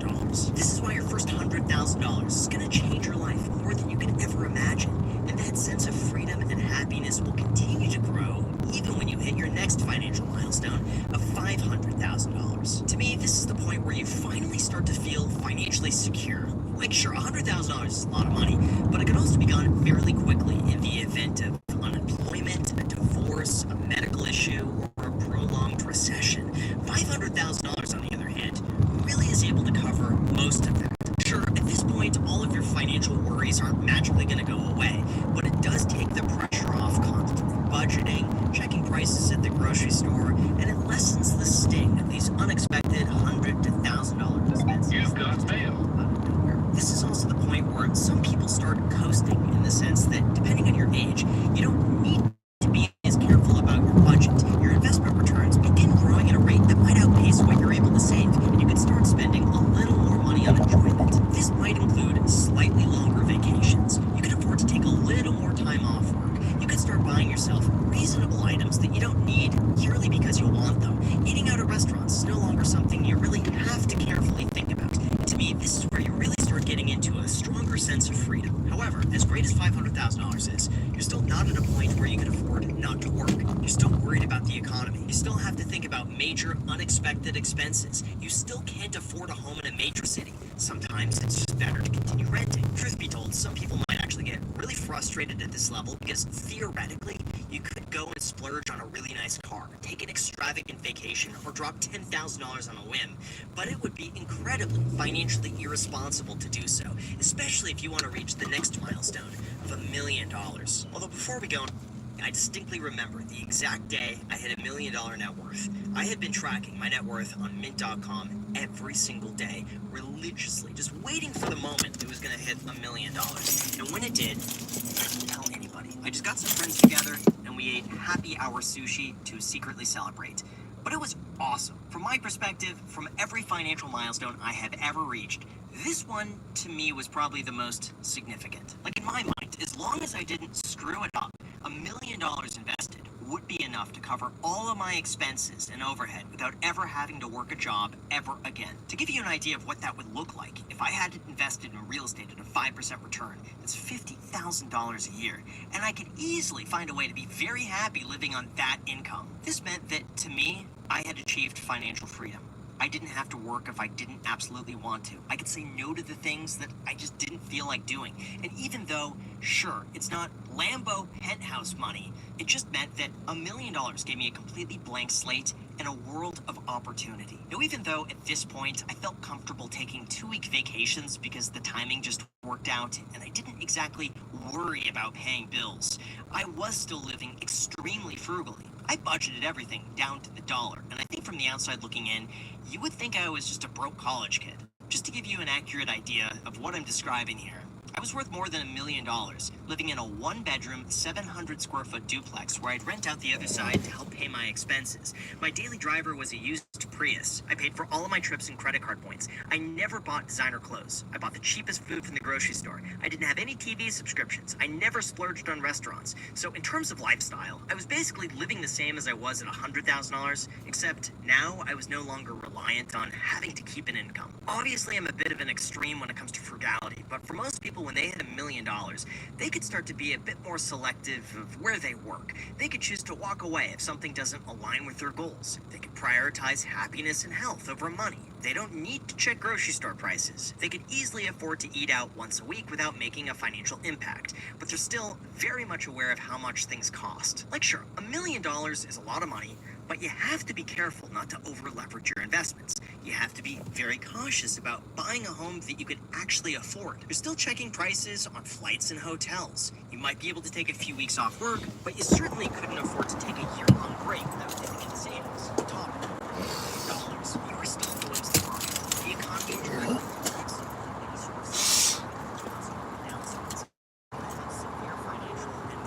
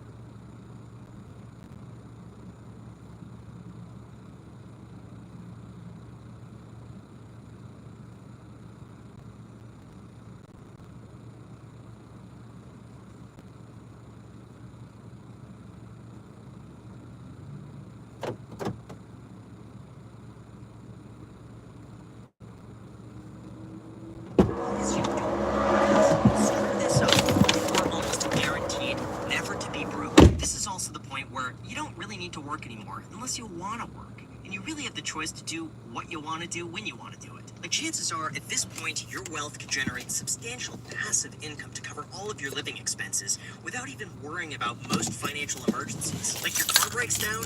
No big deal. Just buy a used one the same day. Health emergency? Hire the best doctor and pay out of pocket. Your friend plans a ski trip last minute?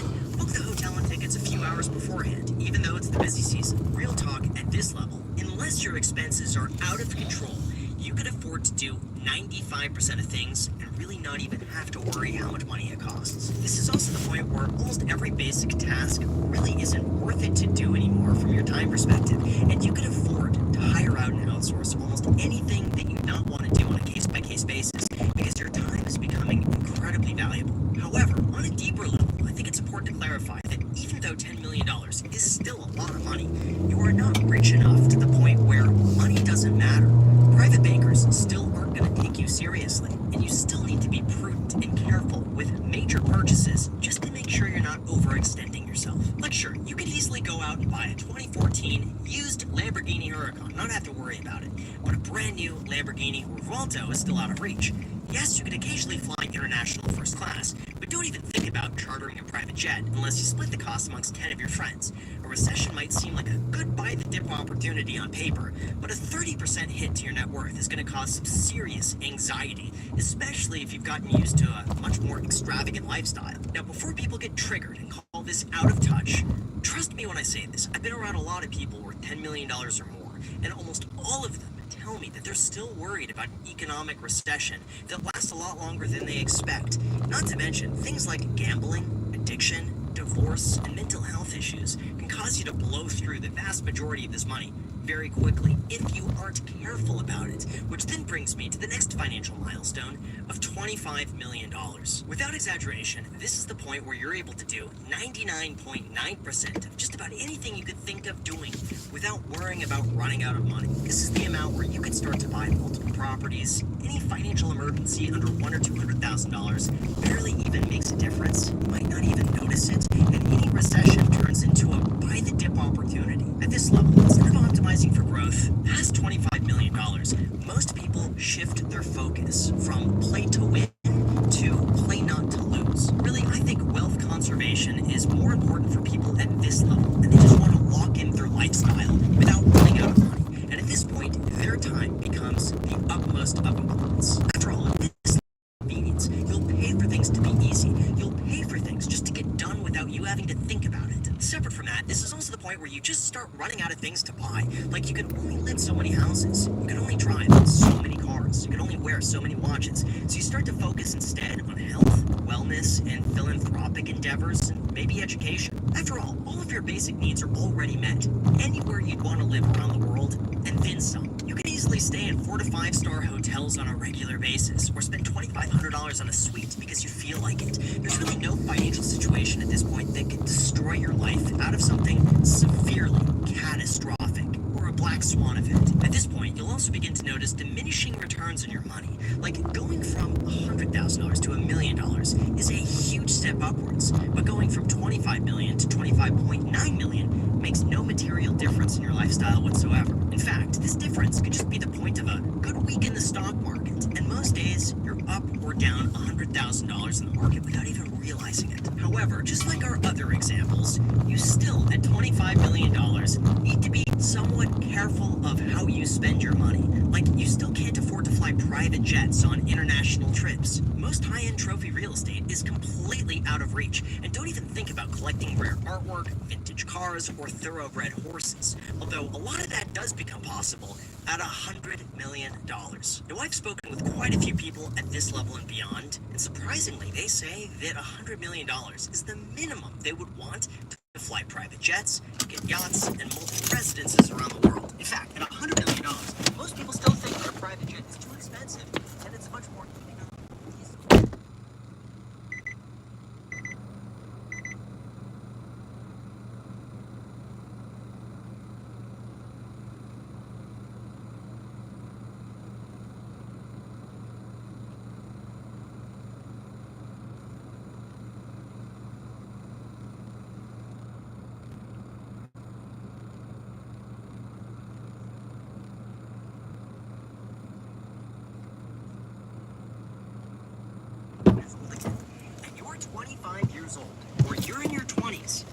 wasting your time. That's someone else's $1 million opportunity that they would gladly pay for, that a lot of people just take for granted when they don't realize that right now is the best time to be alive. That's why when all of them look back and say that the early milestones were the ones that brought them the most joy, that means that these are the times right now to cherish the most. Right after, of course, subscribing and hitting the like button if you haven't done that already. So with that said, guys, thank you so much for watching. Feel free to comment down below. Let me know what you think. And by the way, if you're into tracking your expenses, I have some friends of mine who are setting up a new mint.com alternative for tracking expenses, and they want to make it really good, and they're just starting out. So if you want to be a part of that process and be like a beta tester for this, I'll link to them down below in the description. Let me know what you think of that too. I'm sure you could give them some great feedback if that's something you're interested in doing. Thank you so much, and until next time.